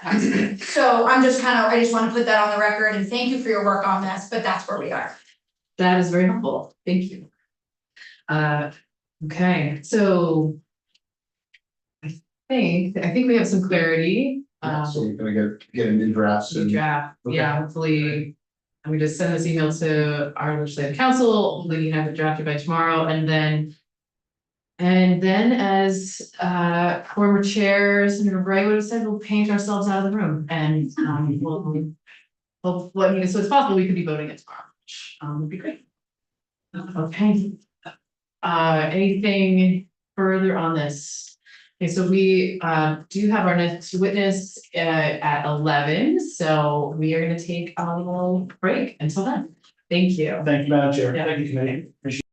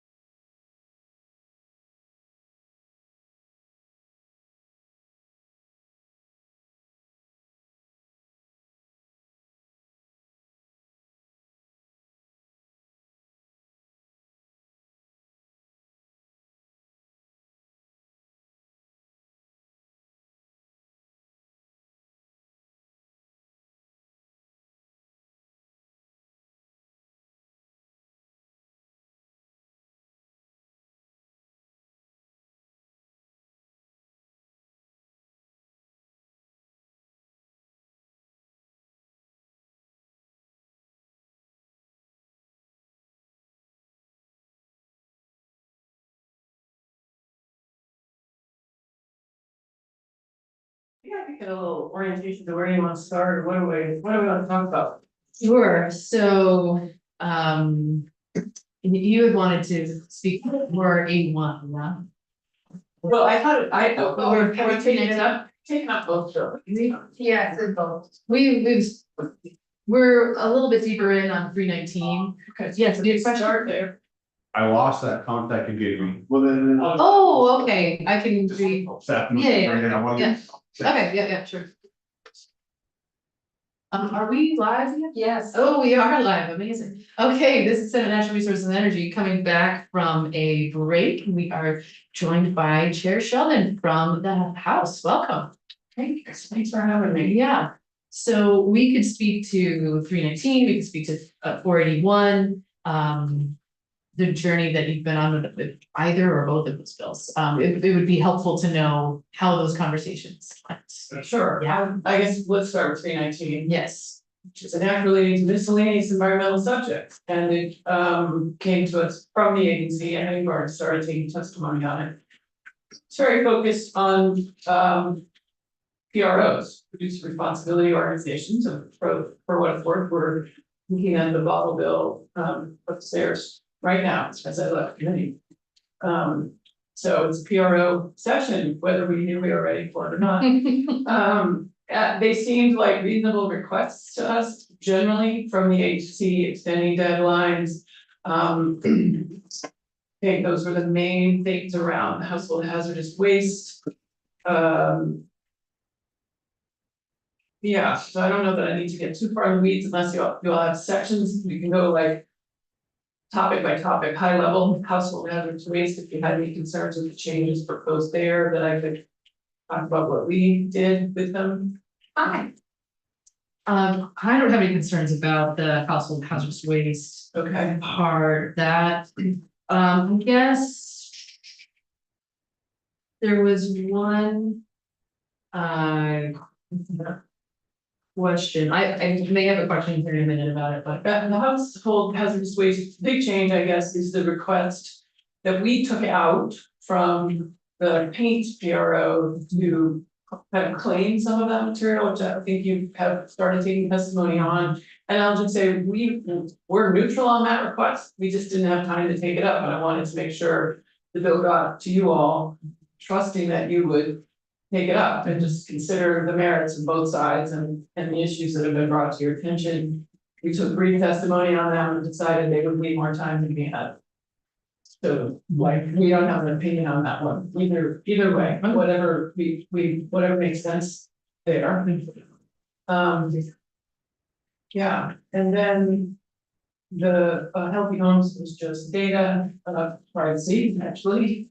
For participants, date changes for the Flood Safety Act, which I think we anticipated last year. The climate resilience implementation strategy, again, that actually came in later as an addition to the bill. It was not as introduced, but it made sense to us to go from a rulemaking procedure to report on that particular topic. And have you taken testimony on that yet? About the flood safety? No, the sections 19 and 20, the climate resilience implementation strategy change. So that is related to the program that was already underway by the administration and the treasurer that got folded into the statute last year. And anyway, it seemed like got into rulemaking, it's unintentionally. So we should put that on face value and put common value. Sorry, are we talking climate super fund? Yeah, the resilience implementation strategy. Yeah. Paired with that, but separate from that, important that I need to know, and like it seemed reasonable, and the folks from A&R requested it, and the advocates will find with that too. Yes. Yes, that kind of late, but seems straightforward. Yeah, that makes sense. Just, well, we did go through that a little bit the other day, so I don't know that I heard any objections about that, but do have some questions about the climate super fund part of it. Okay. Did the treasurer, so it sounds like the treasurer may not have come to you all with any requests about, or did the treasurer come to you with any requests about? 319. And for 319, yeah, Related to cost for climate super. right. Yeah, but we put support for his work in our budget letter. Oh, we did. Yeah. We're not our batting average on our budget letter high this year. So, Okay. good luck. Even major league hitters for 240, you know. Yeah. Yeah, we might not have even gotten there, but we're working on our average. Yes, go ahead. I had in the back of my head somewhere that there was something, one or two things you might want us to add to miscellaneous bill. Well, yeah, so we're picking up where you left off on a couple of your bills. So the salt bill in particular, we would like to work through the bumps that, I don't know what's happening on the Senate side of the salt bill. I would speak to what the House is thinking about, which is we are hoping to move the bill free based on what you all passed out of your committee. Our committee is taking testimony. We may have some minor changes to it, and then we hope to get it to our judiciary committee and have them work on some of the issues that came up here. That's potentially something that could be, if it goes through the House process, we give you language that we passed, you could add it to this and see what the Senate thought. Just one idea for moving something that I know you did a lot of work on, and they hit bump at the end. And so I think it would allow both bodies to do their due diligence, but also possibly make forward progress on a topic that is hopefully an ounce of prevention toward counter cure. So we're hoping to get that done. Yes, agreed. Yeah, thank you that's a great suggestion, and I forwarded you one from our neck of the woods, but I talked about that bill at a bunch of town meetings and there was a lot of interest. And I think we had a hard time finding snowplow, Yeah, we heard drivers. We heard from one of them yesterday. Okay. Yeah. Okay, there's one from Salisbury who was really interested in testifying, who plows a lot of the main parking lots in Middlebury, like Hannaford Parking Center and stuff like that. He was really interested in the bill, like positively, like wants it to happen. So if you need, plus there's some people in Bridport and Shore, there are lots of people who were really interested in that bill when I talked about it at town meetings. Yeah. So Sure. Did you send me all their names? yeah, I sent you one, but I can resend it just so you can get them. But we got Robbie Boyd yesterday and he was really helpful, but. Yeah. Great. Did you have another question? This is really tiny, but the one word or, where is that, what's representative? Yeah. Is that an amendment? He did on the floor? Yeah, because it was a scrivener's error, but the clerk did, it does matter if it's an error or Yeah, not, so we had to do it doesn't appear in the draft we've seen, Oh, great. we have to put it in, which is fine, it's not. When we passed the amendment, it should have. Passed the should be amendment, in okay. past. I know where it is, I know. We've been in trouble with this for. From page 20, it's on page 20, I know where it is, so let's actually make sure we get that word in the right place. Make sure that in our final But draft. if you're, as past the house, is that what you're looking Yeah, at? it doesn't show up. Oh, yeah. Oh, well, we don't have the as past that, yeah. They have that in the past, Yeah. We started taking testimony before it passed. That's what it's called. Yeah. Okay, the only difference then, what we're looking at is that one little report, right? Yeah. Okay, as long as, okay. I saw that in there. Yeah, there's a representative, that. Yeah. Yes, yes. I thought that he picked That's the floor reporter office, that's stumble across things like that. Yeah. Oh, yeah, we can ignore there. Yeah, I think that's it, and then, in other news, since we're talking about potential just vehicles, the wildlife bill we sent you, which again, that came from the Fish and Wildlife Department, so you have that on the wall. We're also looking at another bill that is coming from the Fish and Wildlife Department and might ask that you wait, just, we'll let you know that how it's progressing, but we, again, let's move it soon, get it to the group. It's possible, you could look at it and add it To the Fish and And Wildlife. the other, it's literally 230 and 231. Okay, It's just, one was very much technical corrections, not the one you have on your wall, the other one is more substantive, but is not seeming to bring controversy, so it's around updates, it's basic, like that. basic threat and endangered species, but not, but very helpful, people. It's based on a bill that last year our whole committee signed up to, but we just didn't get to it, so it has some similar things. It has a section right now that we are, interestingly, it kind of brings up some judiciary issues. If we don't find a smooth path forward on that section, we will remove it and I just send it over to you. But it was a request from the wardens that we're working on to see, if we can accommodate it within the, or we'll have to go to our judiciary committee. If it stays in there, it will probably go to our judiciary committee first. Process stuff. Yeah, so those are the miscellaneous 319s. Any other comments on that, and that shift to stormwater. Create or Anything, any questions on 319? Okay, let's go to stormwater. So, this is an interesting challenge, just a little reminder. That we have a phosphorus TMDL on Lake Champlain, we probably covered that here in committee. And the last sector we were looking at for reductions in phosphorus is the impervious surface sector. In part because we knew it would be very challenging and expensive, and that we were doing the low hanging fruit first. And we are starting to see good improvements in the ag sector where we have invested a lot. But I think one thing to remember in thinking about the TMDL as a budget is, we allocated 60% of the reductions to the ag sector, which is 40% of the problem.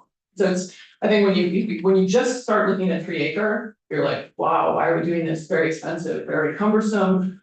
Couldn't we just, do impervious surfaces as they redevelop or as they or is there another way? So what we noodled on this a lot and feel pretty good about where we've been down, and we work with the agency on this. But one of the things we're doing is just providing a little regulatory relief by extending deadlines, first off. We've also spent tens of millions of dollars already implementing this. A lot of ARPA money has gone into this, so another thought or reaction is, can't we just not do this? Well, no, we still need to meet the TMDL, and we don't want to throw away those investments that we've made with public dollars. So we feel like we found the right balance point in this bill, in acknowledging that, but also saying, wow, it is inconsistent. So you can have a subdivision that happened to have more than 3 acres and one that didn't.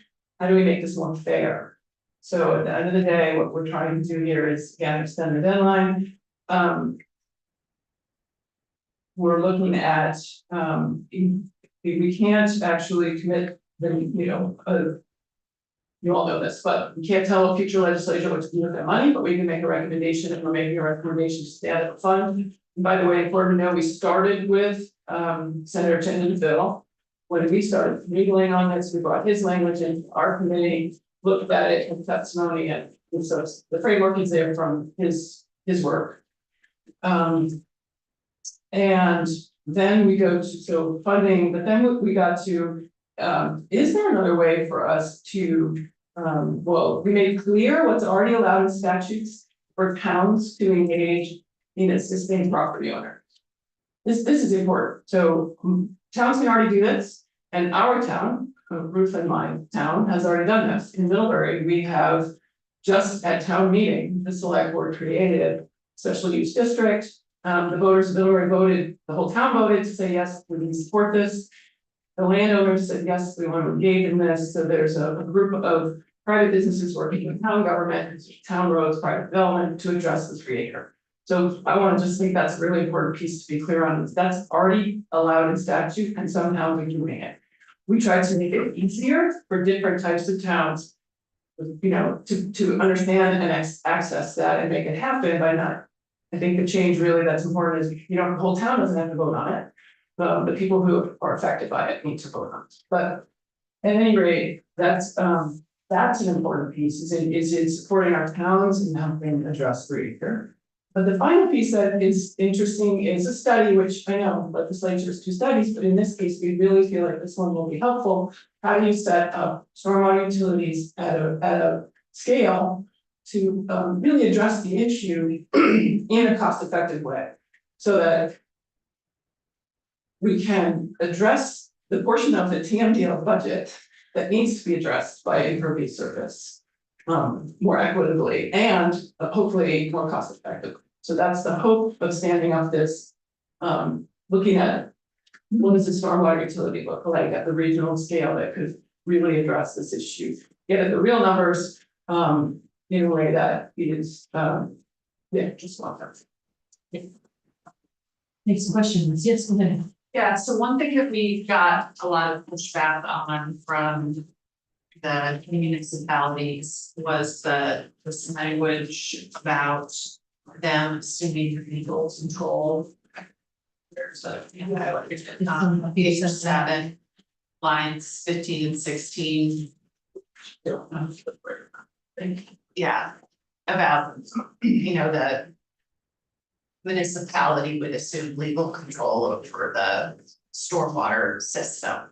Yeah. And, we're getting a lot of pushback on that, and I think that in some cases they're making it sound like more than it is, but I wonder what kind of feedback you guys got and how you sort of ended up there, too.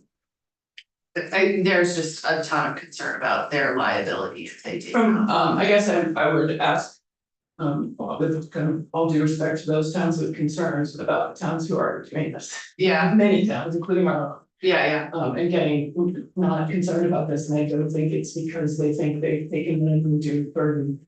I think it's because it works. So I would encourage you to hear from other towns who have been more, engaged in this. South Burlington comes to mind, Middlebury comes to mind, some of its experience and again, yeah, we're not compelled by that concern. Okay. A question? I think just to follow up on that, I think the concern would be especially smaller towns. I had a feeling like they didn't have the capability and they didn't want to take any risk of taking on the requirements to cover the permit if they so.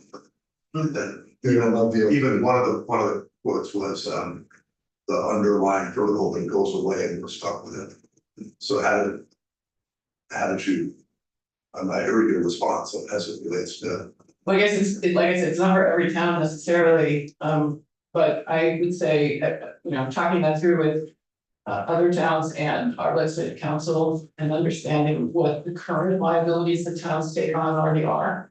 And their immunity from those liabilities already that exists in statute. It's worth exploring. I think there may be perception, like fear of taking on something new versus reality of there's already towns are pretty well as indemnified, the right word. I think they're Michael O'Grady has good insight into it. That's helpful. Thank you, and wondering about the study committee. I mean, I am very interested in regionalized stormwater utilities and wondering if you were seeing the point there as a way to help small municipalities that don't have a lot of capacity, or is it to address equity issues around like this house is in and that house next door is out, and why, you know what I mean? Like if there's this feeling of like, why, how did we land in this place where you're in, but these other folks are out? Is it to address that equity issue, or yeah, I'm just wondering if you can speak to like what is the hope from a regionalized I think both. Yeah. And also adding to that, so is looking, so let's say you have. You regionalize this, you have a certain percentage of phosphorus reduction required from your impervious surfaces. If you if you allocate that to a larger area, you're able to find probably more creative, cost-effective solutions. I mean, this sounds simple, but we have taken a lot of testimony on the pole beavers and restoring the landscape. And so we're looking at sort of upstream solutions a lot of time. Are there any downstream solutions that might be less expensive if there's a wetland or some other natural way of treating the stormwater that is not able to be accommodated on a, you know, in the confines of a developed area? Are there other ways you can do it? And then, yes, we've heard testimony from a woman in Richmond who's in a development, I don't know if you heard of her. She did a very good presentation, had very good maps and a very, just a really good perspective on it. And she articulated well the inconsistencies of how it got applied. But it wasn't in any way saying she needs to advocate her role or responsibility, but just really saying, hey, you know, our development's downstream in this little watershed in Richmond. And we trigger it, but two upstream ones are into us, but didn't trigger it because they're less than 3 acres. So it's a really good understanding of the, you know, unintended, just the way it's working in particularly the non-commercial at the residential scale. And then again, Stowe had a good map of that as well. Yeah, and I think, but I think the woman in Richmond was, I don't know, she was very compelling because again, like I said, she didn't want to walk away from her responsibility, but she really felt like maybe the whole town should be helping, or then you go to a region. So when you start to think about that budget, what's that number? How much is that, so that watershed really needing to reduce? And is there another way, although we have within the TMDL define the other ways and the regulated and unregulated, and that is a pretty strict confine. However, we're saying maybe there are still other ways to do this. But it's important to know we've already made agreements with the other sectors, you know, and again, it's like the good money that we've spent even addressing the impervious surfaces. You just need to be aware of the fact that some people are already well on their way to compliance. And how do we treat them fairly? They got in early, they got public dollars from ARPA, they benefit from that. But we don't wanna, yeah, we just need to be fair and how we do. That makes sense. Yeah. Did you have any people, or do you know of any that actually complied, but didn't take advantage of the money, didn't know, and all of a sudden now they've done their share and they found out that there was money available? I don't know that. We got great data, and so there's spreadsheets available that would say that. I don't believe there are really any. The few that have finished are in the 100% publicly funded, like schools. And then there was one that got publicity in Burlington that was 50% public, 50% private. There are very few that have really finished across the finish line. A lot of the work is still in the engineering and planning phases. And those folks, many of, almost, anyway, I don't want to speak for the spreadsheets, but the data's there. The vast majority, if not all, got some public dollars. We're finding down in my district that most people want to do the right thing. Yeah. They didn't know there was money available. Some, I actually had one that did it, knowing it was a requirement, and didn't take advantage back of what. I was in your in Rutland. yeah, okay, yeah.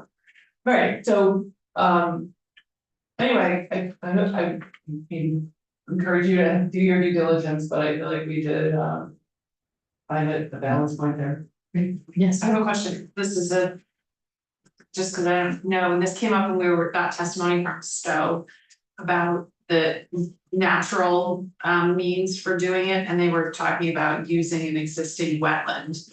And you just mentioned it too. Is it okay to drain stormwater into an existing wetland?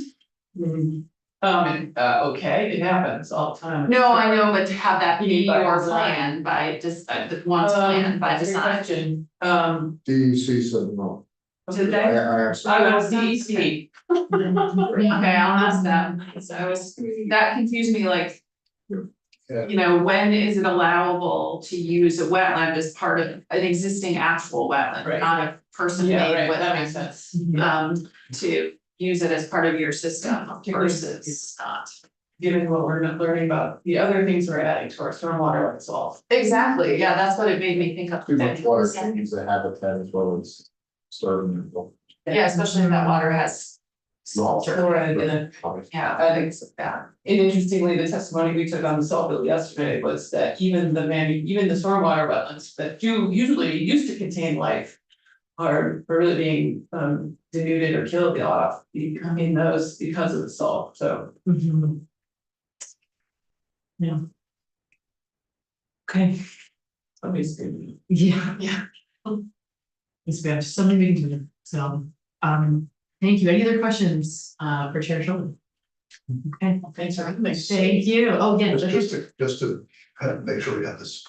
Your thinking would be that we should potentially hold off on passing 319 miscellaneous bill, we can have the salt bill and both 230 and 231 at the one choice. Yeah. Combine for Okay. 32. 231.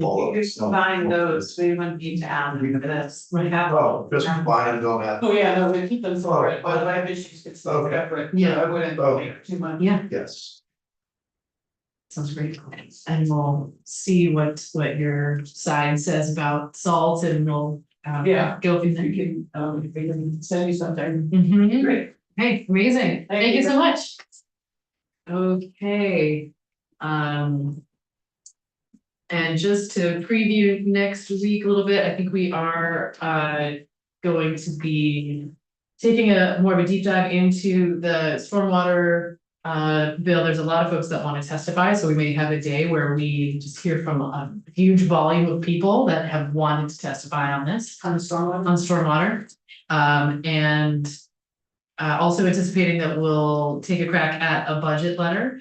And then would also love to perhaps on Thursday or Friday of next week, have another discussion around appointees. Yeah, I have two right now. I have two, could be.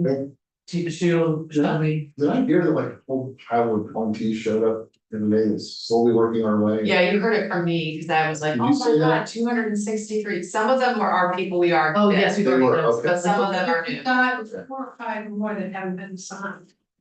They keep coming down. Oh, do Reads us you still have some? education committee. Yes, sir.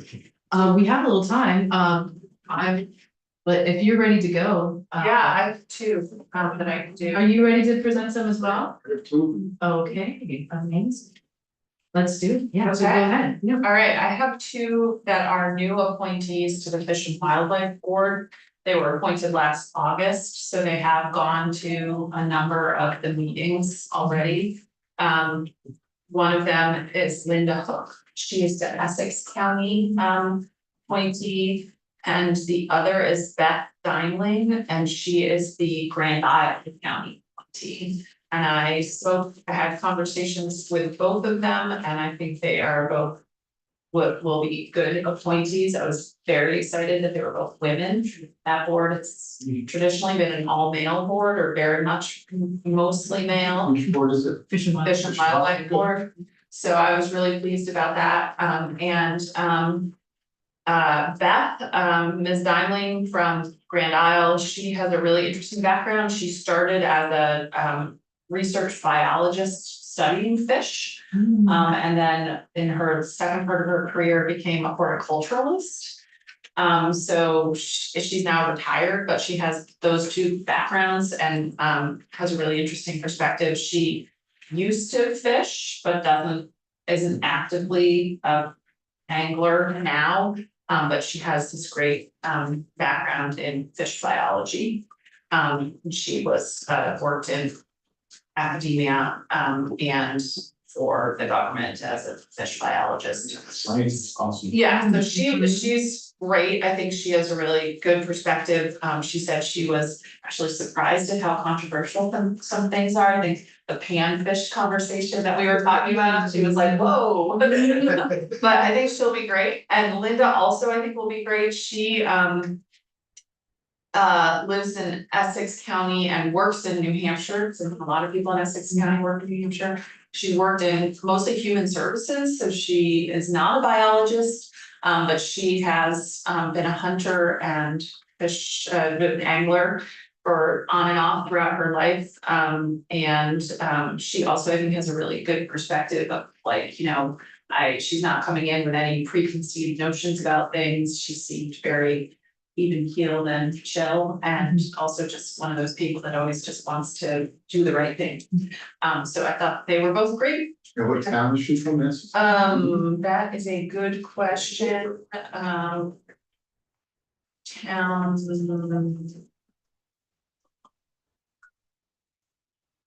She's from Brunswick, Okay, that's pretty far north. yeah. So yeah, they're both really good. Super. I don't have with me, I gotta go out in my car though. You don't need, there's no rush. It's okay. Was, and you had Jeffrey Coffey, was it big this? Do you need me to sign something? No, Or we need to no, vote on I it just, first? yeah, we need to vote on, we can vote on all of them. Didn't get the last name of the second person, Beth. Beth Dimling, and it's spelled DEIMLING. Oh, okay, thank you for spelling that, I would not have. Denise Smith, did you do her? Could contact Denise Smith, send her. Oh, she's on your list. Okay, I haven't got that far yet. And how about, Yeah, you, I did, you did Yep. get him? I did, and he's from Barry, I know he's an attorney. Okay, Part of his hunts and fishes because he has two sons that. One's in archery, is fishing, so he does both. To, spend time with his children. well, let's, I'm happy to wait until you've got Okay. your notes, and there's no rush, so, yeah, okay, so but we do have, Linda Hook and Beth Dimling. I'll bring these up. Is there a motion to, recommend confirmation? Yes, but we also do. Did we? Yeah. We did, Brett, I think we. I'm sorry, I'm not. Senator. I guess I can't find it now, Senator. We can always do it later, Okay, it's. Like I said, there's no rush, so. okay. Okay, so Is I it- move that we recommend approval of Linda Hook and Beth Dimling to the Schwab report. Okay, and this is not something that we, we do have a checklist for this, Jude, is that? I gave everybody the copies, the whole day I had. I gave you copies. No, but I mean, like, do we need a formal vote tally? It's a straw vote. It's a straw. Okay, great, so all in favor, raise a hand, okay, great, and opposed, thank you, thank you. Jude, I can take the things up to the secretary for Okay, that. great. Well, you don't give it to the secretary, I think you give it to Melissa. Yeah, Yeah, Thank you. yeah. Super. So I know that I had forgotten Yes, that somehow in Redfield I had broke. yes. Oh, okay. So I just need a phone number, or can I have that? Or- Well, I don't have I a know phone you give number. it to me, or we put together. I sent you the content, I'll send it again to you, no, this. I don't have it really yet. Okay. I'll send you who I'm gonna talk to and get her. Okay. Okay, great, so. With that, we are done for the day, and so we will adjourn. All right.